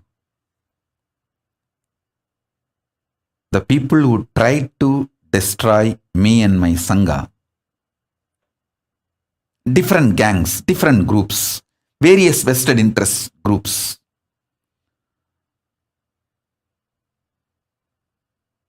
some of them are international strategists. My project is the first failure they faced. That kind of a powerful strategist.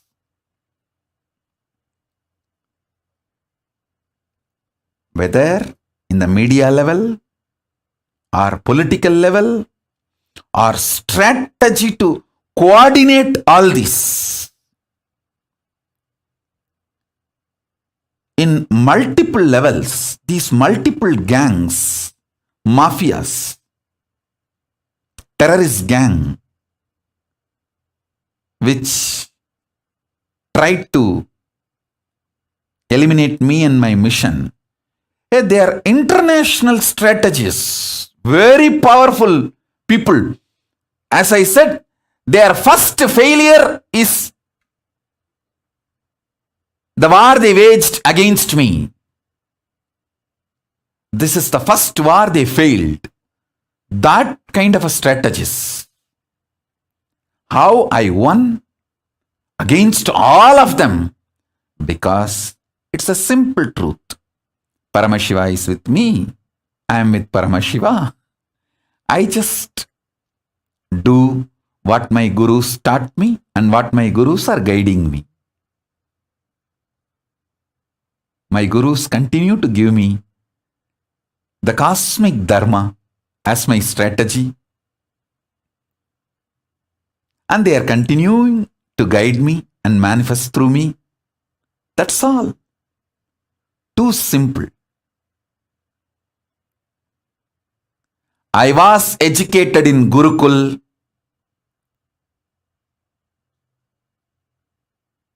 And I am still in my Gurukul with my gurus.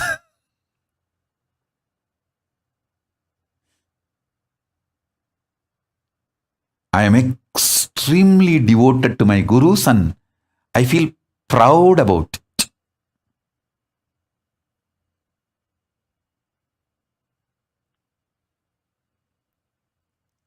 That is why these international strategist gangs failed utterly and bitterly.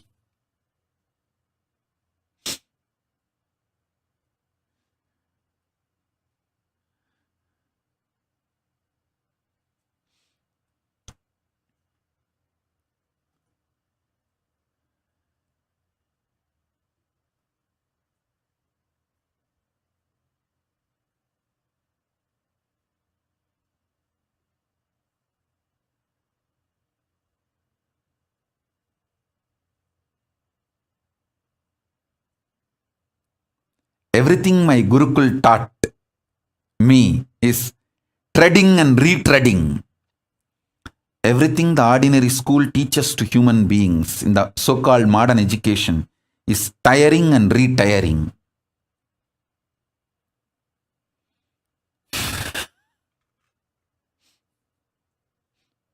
Tiring and retiring is the so-called anti-Hindu education, and treading, retreading is Hindu education. My gurus have taught me the science of treading on the path, and if my tires are worn out, they taught me how to retread and continue my journey.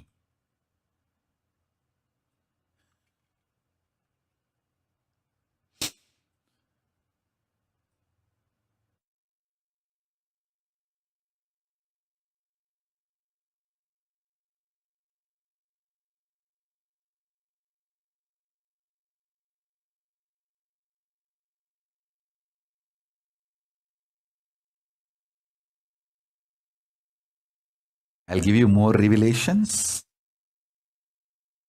more truths, more understandings from various angles of Shastra Pramana, Apta Pramana, Atma Pramana, Pratyaksha Pramana, in multi-level,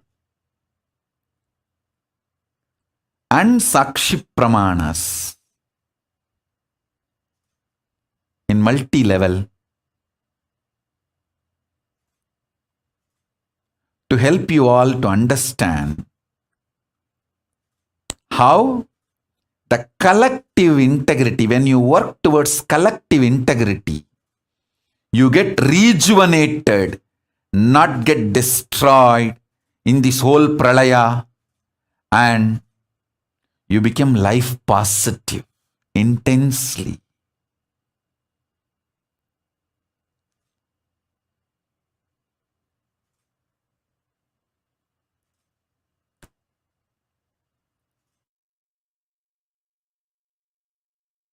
So even when you deal with your enemies, I am telling you, listen. Don't allow them to destroy you.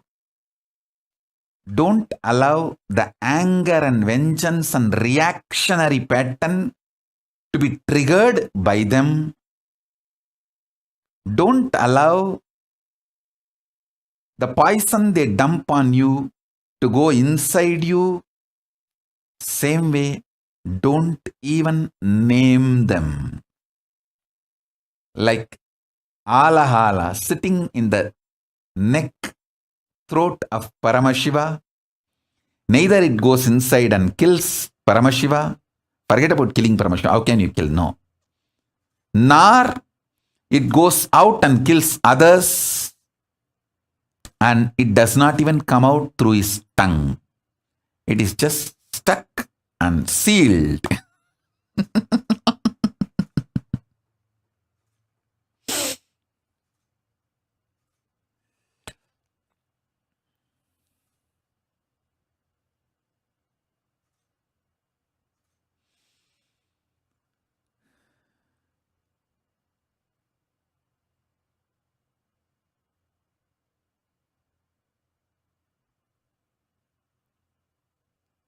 So do Vakyartha Sadas on collective integrity. All my Sangha, the Kailasa, all over the world, listen, each one of you, even if you work with a small number of people, if you build collective integrity, you become a leader, you manifest Paramashiva, you become part of the Kailasa. Not just individual integrity, it is all about collective integrity.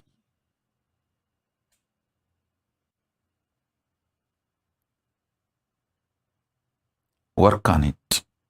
Work on it. Work on it.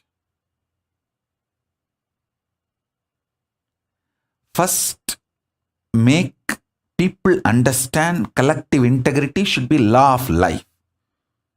So whoever commits for that, take them as part of your team and then help guide work. See, people who don't even want to commit for this collective integrity, you can't do anything with them. Let them have their team then. You form your team with people who accept collective integrity as the common goal and who are ready to work for it, struggle for it, manifest it. Good or bad, ups or downs, we will all stay together and make collective integrity happen. Only people who commit for that form a teamily with them. This becomes your family and team, both teamily, and start manifesting collective integrity. You will be successful in individual level and team level and cosmic level, Kailasa level itself.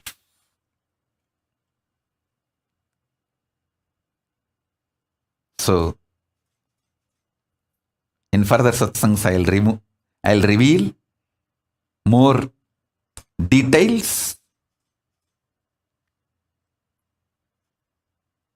Each one who want to be leader, part of Kailasa. I know so many of you want to be part of Kailasa, like Sri Chidambara and Ma Premaya, Tushi, Ma Divyananda, Snehamayi, Muktika, Akil and Anusha. So many of you want to be part of Kailasa.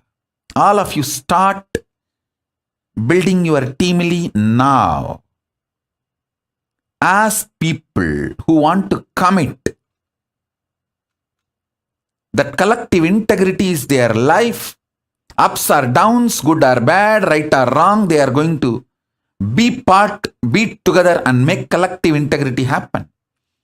So, with that kind of people, form your teamily and start working towards collective integrity.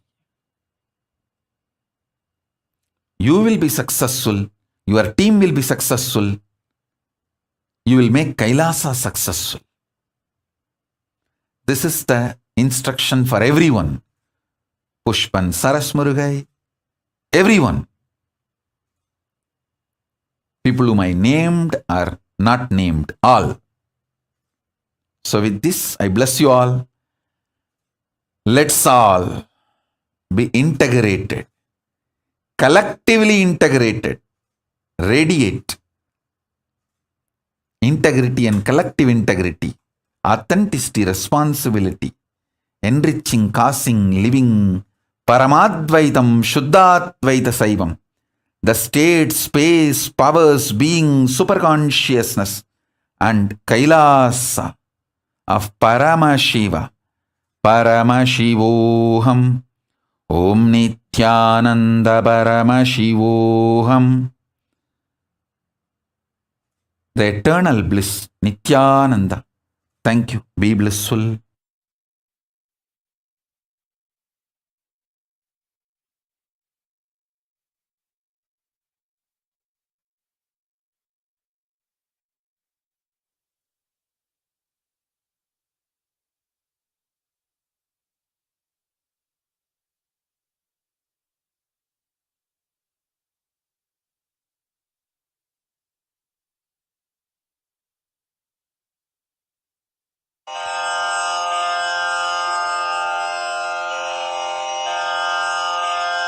श्रीकैलासोन्नतद्वादशान्तश्यामलापीठारूढ श्रीमीनाक्षिसुन्दरेश्वरा भिन्नस्वरूप परशिवपुत्ररत्न Kumar गुरुमण्यतुल्यावतार श्रीपार्वतीस्तन्यपानलब्धदिव्यज्ञान विश्रुतसकलनिगमागम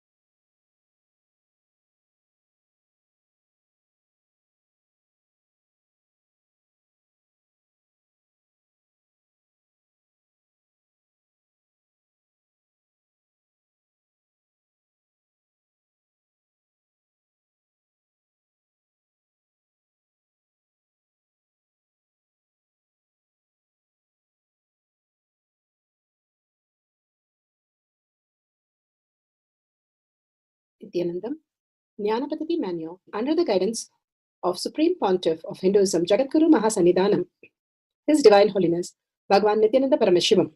Let's start with the Sadguru Vandanam. Nithyanandam Paramasukhanam Kevalam Jnanamurtim Dvandvatitam Gaganasadushnam Tattvamasyaadilakshyanam Ekam Nityam Vimalamachalam Sarvadi Sakshi Bhutam Bhavatitam Trigunarahitam Sadgurum Tam Namami. Let's go through the disclaimers. Security measures. No photography, video, audio recording. Important cautions.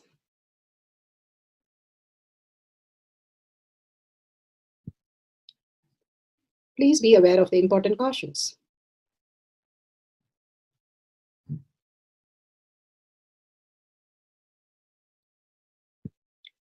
What is spa manifestation? Let's hear from Bhagwan himself explaining what is spa manifestation. All the 25 states of consciousness, when they happen in you, due to your chemicals and hormones ups and downs, it is powerlessness. When it happens in you, out of your free will and consciousness, it is powerfulness. That's all. When you fall into sleep, it is powerlessness. When you enter into sleep, it is powerfulness. When you fall into dream, it is powerlessness. When you decide to dream, it is powerfulness. So I've added the ultimate powerfulness, Turiyatita, in your whole being and doing, manifest all the powers. Understand, power manifestation is nothing but cognitive shift. It is not work. It is cognitive shift. Understand? It is just cognitive shift. It's not work. Work is a 4-letter word. Power manifestation is cognitive shift. Playing with life. Playing with being alive. Static matter, dynamic activity, strategic existence, all these three has no boundary. You are one with it. You are alive in everything. Everything listens to you. Everything decides as you want.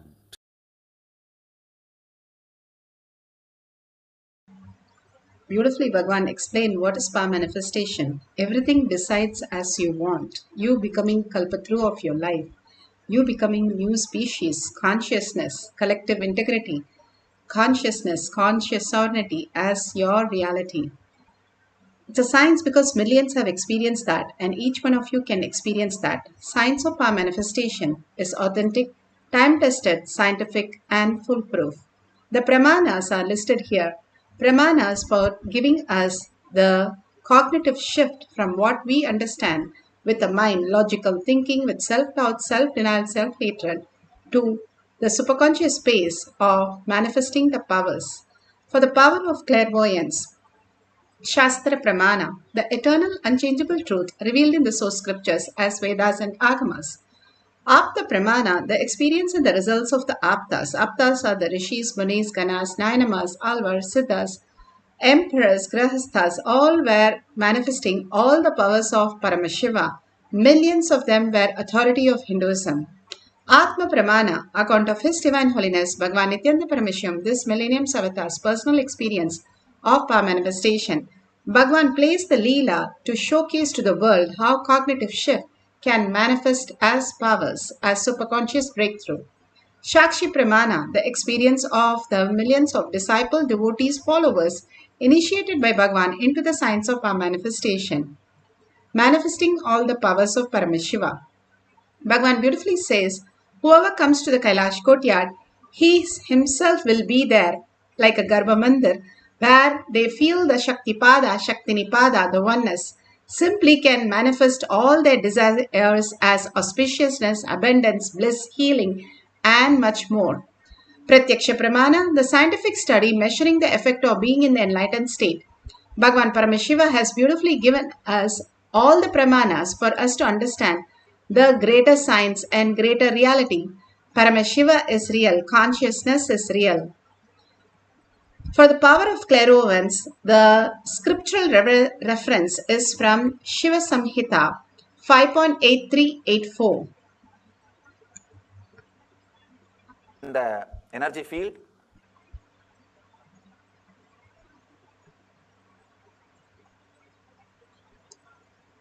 For us to experience the higher reality. Let's go to Shastra Pramana is taken from the Shiva Samhita 5.83. Jnananya cha pratimam tasya trikala vishayam bhavet dura shrishti dura drishti swechaya kagatam vrajet Jnananya cha pratimam tasya trikala vishayam bhavet dura shrishti dura drishti swechaya kagatam vrajet.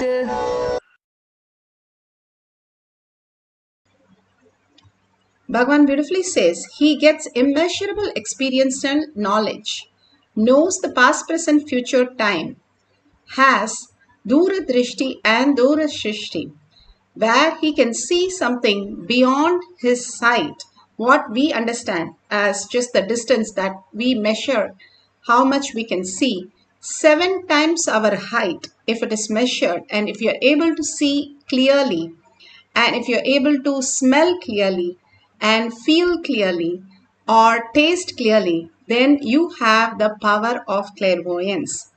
Bhagavan beautifully says the third eye has a power to just penetrate into anything and give you the reality. You understanding the higher cognition. How Bhagavan beautifully explained the integrity. Integrity, how we understand, is like a library. When you remove a book from the library, you have to place it exactly in the same place. If you keep it in some other place, it becomes chaos. Every word you give to the world, or the main important part is you give the word to yourself. If you keep those words, or you go and complete with yourself or others, if you made a error, simply the Vak Shakti becomes reality. When you keep the integrity to time or the words, you slowly evolve to the next level. Bhagavan says integrity to the principles, that consciousness is real, Paramashiva is real, this outer world is nothing but a delusion, and we have to raise to the higher consciousness. We become more real, manifesting the higher cognition, and this will take us to the next level of integrity to the space itself. You are consciousness and you are the ultimate manifesting the space state powers of Bhagwan himself as your reality.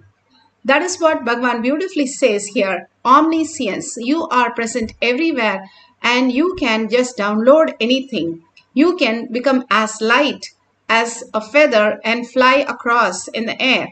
All this was possible by the Siddhas, our Nayanamars, Alvars, all of them because they knew the science of manifesting the higher integrity. And Bhagwan beautifully says how your parts of the body is integrated and functioning in such a coherence. The coherence happens in your body and your brain. How he says your spouse doesn't listen, the male component, the head has to work, and the female component, the heart, have to work. Only then the coherence happens. Then your flow becomes integrated. The coherence is important for you to understand that Paramashiva is real and consciousness is real. All the five senses that you're experiencing, beautifully Ramakrishna Paramahamsa says, when Vivekananda asked Ramakrishna Paramahamsa, have you seen God? Ramakrishna Paramahamsa replies so beautifully saying that, I can see God more clear than you because we are in the delusion and what we see as God is the reality. And when somebody asked Vivekananda, have you seen God? He says even more next level, he says, through God only I can even see you. That is the very truth. Only from Paramashiva's space we exist. Paramashiva manifests in us as our sensory, whatever we call it, pleasure or our pain. What we again and again perceive from the outer world is only an expansion to the space of Paramashiva. Somebody asked Bhagavan that whatever he says Kalabhairava is protecting me. So Bhagavan says, yes, Kalabhairava is protecting me. And then somebody asked him, then why he did not stop the poisoning into your body? And why did Kalabhairava not protect you? And Bhagavan beautifully answers, first thing, he doesn't think it is not protecting. He calls it as a missing link. He says so beautiful, whenever I see a missing link happening in my life, I know that Kalabhairava, Paramashiva is regenerating me into a new space of expansion. And beautifully he says, because of this toxin in my body, now I know how to maintain a Kayakalpa body, which is going to be eternally present and manifesting through this body.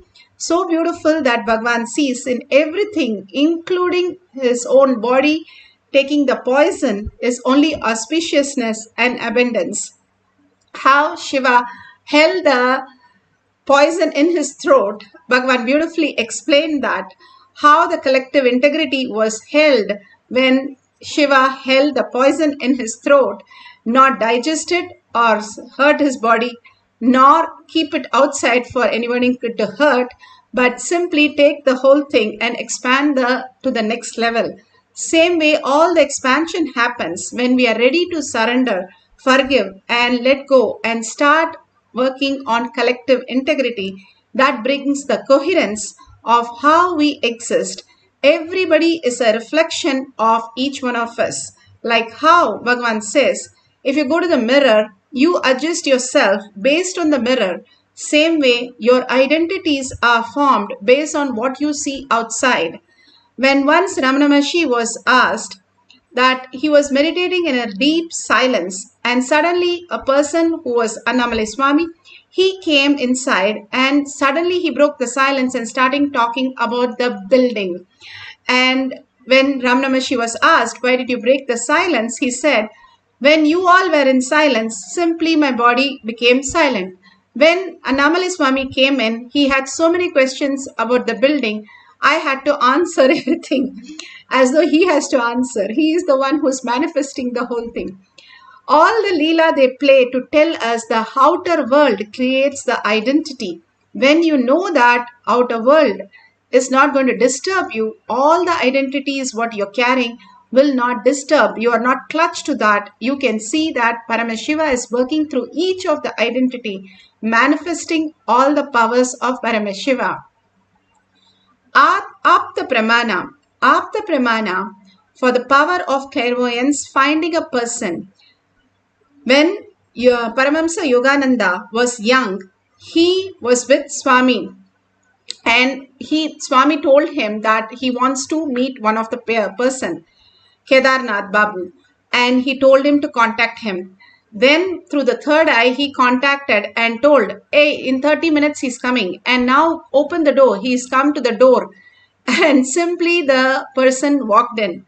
And this is from Autobiography of Yogi, and chapter 3, page 14. All this beautifully how we can relate and manifest as powers. Bhagavan Paramashiva himself narrates how he was protected by Bhairavas, 11 Bhairava, and how Sharada Devi was protected by Sakis. Bhagavan beautifully explains. Whole happening. And it was a very auspicious, ecstatic, joyful experience. It was not painful. It was an auspicious, joyful experience. My mother also said that it was a very easy delivery. She was also saying, very easy delivery. 3. Till I met the Raghupati Yogi, who was my first teacher, till I met him until he initiated me, whenever I was alone, I used to see 11 people around me. Whenever I was alone, whether I was put in the bed or any time, I used to see 11 people around me. And I used to think, actually now only I say whenever, it's like a joint family. You don't know who is who and what is what, and who is whose husband. Only after I met the Raghupati Yogi, the moment he initiated me, I'll describe later on how the initiation happened and all those things. The moment he initiated me, all the 11 have disappeared, and I've never seen them again. When I asked Raghupati Yogi, he was shocked and he said, they must be Bhairavas. Bhairavas, maybe they were protecting your body. And I neither understood nor appreciated his comment. I neither understood his comment nor appreciated what he meant. And I just left it. In my young age, I used to have a notebook in which I'll write all the stories which I hear from the saints, or some instructions. This Raghupati Yogi is a person, very meticulous person. Whenever he teaches me something, he will force me to write down. Anyhow, fortunately, my mother preserved all those notebooks. We got the notebooks, now it is in the ashram. We should thank her for preserving all these beautiful relics. She has preserved the whole thing, because after I left the house, the family went through a lot of change.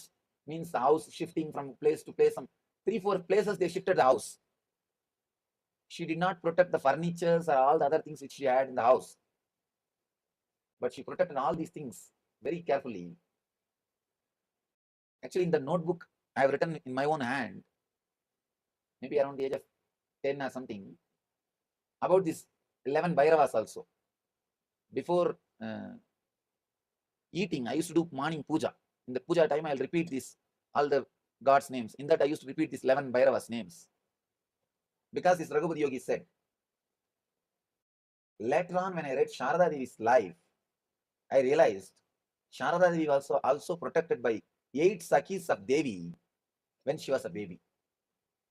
When she was a baby, 8 Sakis of Devi, 8 attendants of Devi used to be always with Sharada Devi. She says, only when I read that, I understood the comment of this Raghupati Yogi. Earlier, I was neither able to understand nor able to appreciate. Actually, I asked Raghupati Yogi, then why did they disappear now? He said, now they have handed over you to me, because now I am taking care. There is no need for them to be here. That's the reason they are not around you. They are not here physically. This Raghupati Yogi is one of my great inspiration. I can say he's a first teacher. Even though he himself is not an enlightened person, he happened in my life for purpose, I can say, my whole physical strength I vow to him. My body is able to be alive and hold the enlightenment. See, enlightenment is like bringing some 3-4 elephants into this small hut. Shakshi Pramanas are the initiated. Beautifully, Bhagwan explained how he was protected by Bhairava. Now, in Shakshi Pramana, we have a IA participant clearly describing the power of clairvoyance, where he was able to see beyond and describe exactly the information. When I looked into the beetle leaf, I saw my sister sitting at work. I saw the window at her side. I saw a few people around her, so I immediately called her and I asked her, "Are you at work? And are you wearing on white clothes? And is there someone around you who is dressed like this and he looks like this with a beard and a mustache?" And she said everything was spot on. So I could see and I described, and I even got the confirmation from her immediately that what I saw was right. So the Jnananjana initiation is at a different level. Even if you've not been able to read blindfolded before, if you've not been able to do the third eye reading, I guarantee you, when you have the Jnananjana initiation, these powers, they just start opening up. So beautiful how he was able to get a spot on manifesting the power of clairvoyance.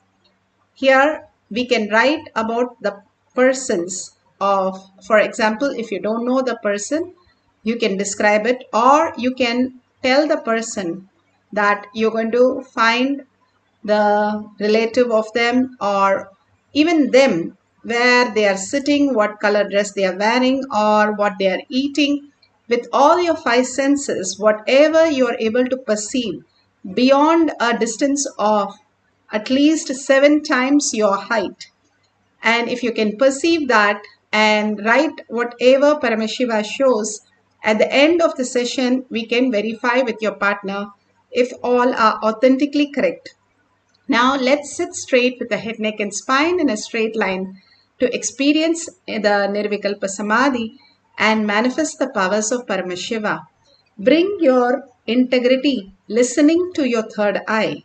Again and again, Bhagavan says, when you want thoughtless space, all you need to do is bring your listening to your third eye and absolute unclutching from the outer world.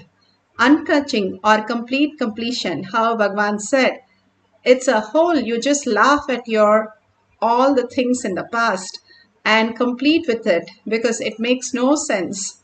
And completely, it is only diluting the whole thing.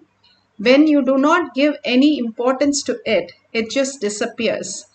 Again and again, intensely chant the Mahavakya and connecting in oneness with Paramashiva with a deep listening. Sit with 25 heads and 75 eyes and deeply chant from your navel center, your whole being vibrating with that, with the deep listening to manifest the power of clairvoyance. Let's start.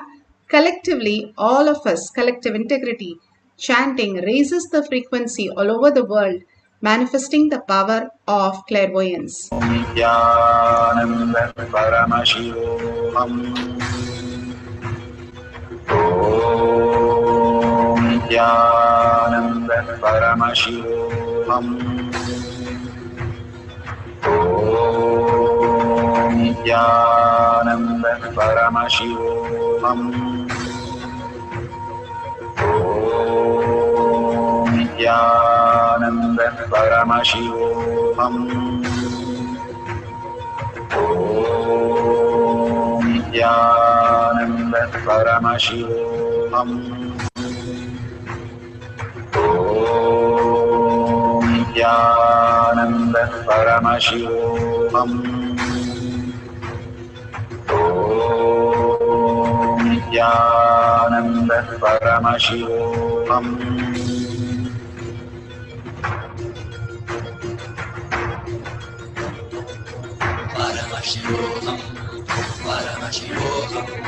Let Paramashiva's third eye manifest in all our third eyes. Let the Amrita pour, let the Varni open up, manifest in all of us. Paramashivoham, Paramashivoham,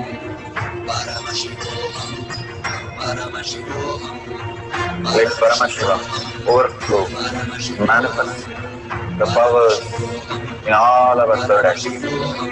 Om Nithyananda Paramashivam. Om Nithyananda Paramashivam. Om Nithyananda Paramashivam. Om Nithyananda Paramashivoham. Om Nithyananda Paramashivoham. Om Nithyananda Paramashivoham. Om Nithyananda Paramashivoham. Om Nithyananda Paramashivoham. Om Nithyananda Paramashivoham. Om Nithyananda Paramashivoham. Om Nithyananda Paramashivoham.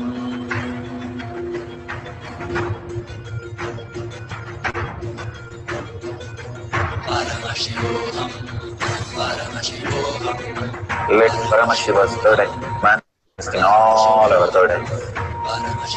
Let the Amrita pour, let the Vani open up, manifest in all of us.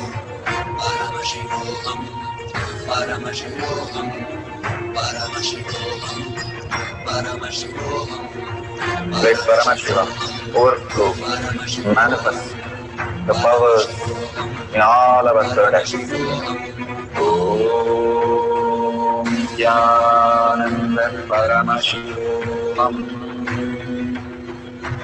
Om Nithyananda Paramashivoham. Om Nithyananda Paramashivoham. Om Nithyananda Paramashivoham. Om Nithyananda Paramashivoham. Om Nithyananda Paramashivoham. Om Nithyananda Paramashivoham. Om Nithyananda Paramashivoham. Om Nithyananda Paramashivoham. Om Nithyananda Paramashivoham. Om Nithyananda Paramashivoham. Om Nithyananda Paramashivoham. Om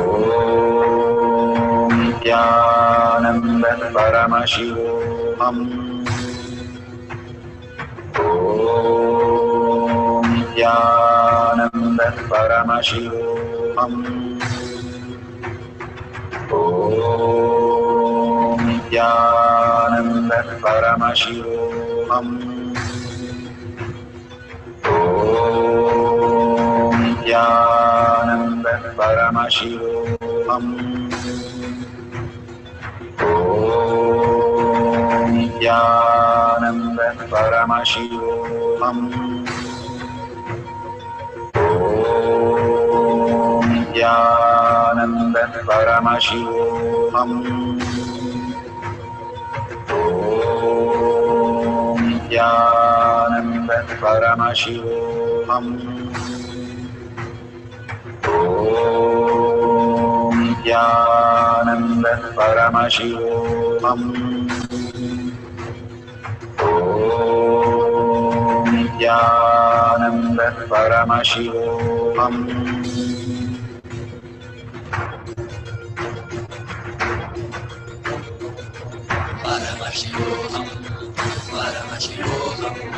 Let Paramashiva's third eye manifest in all our third eyes.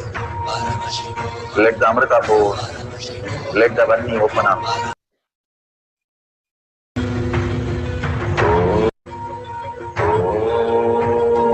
Nithyananda Paramashivoham.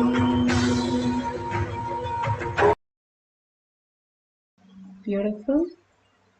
Whatever Paramashiva has shown, please call your partner and verify whatever you experience through the five senses. Paramashiva's prasada, whatever he gives, please go ahead and share it with your friends and families. What they are doing exactly Paramashiva showed, call them and authentically verify the details. Paramashiva is always giving us the ultimate reality. And simply not, these powers are not just to find some smell or some color, but also a completion with all the relationship. Bhagavan beautifully said the organs in our body is a reflection of the people around us. And if we complete with them again and again, simply we'll be able to connect to anybody and reveal any information, because everybody is just a mirror of us. And when we understand we are reflecting in this body, not just the body only, we are also the body, Bhagavan says. And we can experience the consciousness connecting to any consciousness. They are also Paramashiva, they are also consciousness. Simply they will respond to the anything that you ask, and you can tell exactly what is happening out there. The Balasans used to play this game. It's a very nice thing, more than what we know as hide and seek. But anything you hide, they will just seek it by looking through their third eye. You can never hide anything or any person from the Balasans. It used to be so beautiful. They don't have to run around. They just close their eyes, connect to Paramashiva, and reveal the whole thing. Bhagavan is making us understand consciousness is real, Paramashiva is real. When you connect to him and let him flow through your life, which is the way even now we exist, simply we will be able to connect to anything and resolve and bring in so much of integrity, consciousness, abundance, bliss, healing, and much more. Somebody asked Bhagavan, how do you heal? He beautifully says that I don't do anything. I just hold that consciousness is real. Paramashiva is real. So when I connect to that other person, when they're trying to copy the past information on the new cells which are forming, it does not happen. And the new cells remain as new cells. And it regenerates their body. And whichever part it is, it starts becoming new. Same way, when we are not copying our past and looking everything with the new eyes, Bhagavan says, in Zen they used to say, reborn. You have to be literally reborn every single day. And there used to be a story. There used to be one Zen monk. He'll dress up very nicely when he goes to bed. And everybody used to wonder, why is he dressing up? Because he will tell, I don't know which body I am when I get up. So I need to mark that place. So I marked this body with all this costume to remember where I should come back. The beautiful space that you are in oneness with Paramashiva, you are in oneness with everybody, because everybody, everything is Paramashiva. Everything that is happening is Parashakti. And just with all the darshan of Parandama, Vishwarupa darshan of Parandama, just feeling the oneness with Parandama, melt in Parandama, Paramashiva, your Ishtadevata, and surrender with a deep earning. Paramashiva is real. Simply you'll see the manifestation happening. We'll have one more cycle of few minutes. Let's sit straight, put away your gadgets for a few minutes, collectively, all of us chanting the Mahavakya with a deep listening through your third eye, manifesting the power of clairvoyance. You can write new names or the same names and go ahead with more details. Let's start chanting the Mahavakya. Nithyananda Paramashivoham. Om Nithyananda Paramashivoham.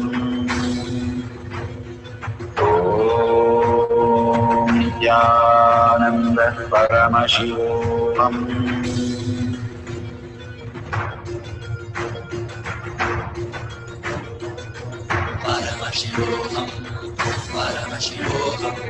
Let Paramashiva's third eye manifest in all our third eyes.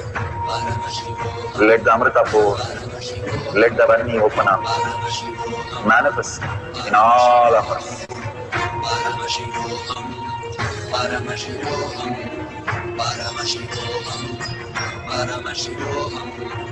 Let Paramashiva overflow, manifest the powers in all our third eyes. Paramashivoham. Om Nithyananda Paramashivoham. Om Nithyananda Paramashivoham. Om Nithyananda Paramashivoham. Om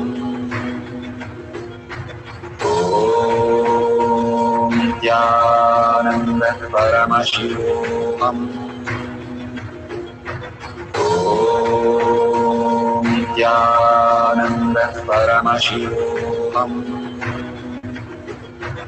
Om Nithyananda Paramashivoham. Om Nithyananda Paramashivoham. Om Nithyananda Paramashivoham.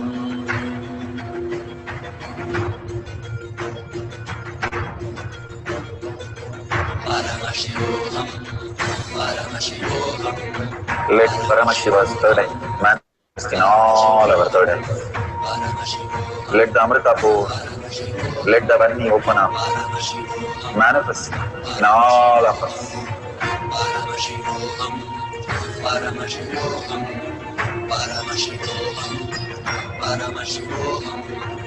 Let Paramashiva overflow, manifest the powers in all our third eyes. Om Nithyananda Paramashivoham. Om Nithyananda Paramashivoham. Om Nithyananda Paramashivoham. Om Nithyananda Paramashivoham. Om Nithyananda Paramashivoham. Om Nithyananda Paramashivoham. Om Nithyananda Paramashivoham. Om Nithyananda Paramashivoham. Om Nithyananda Paramashivoham. Om Nithyananda Paramashivoham. Om Nithyananda Paramashivoham. Om Nithyananda Paramashivoham. Om Nithyananda Paramashivoham. Om Nithyananda Paramashivoham. Om Nithyananda Paramashivoham.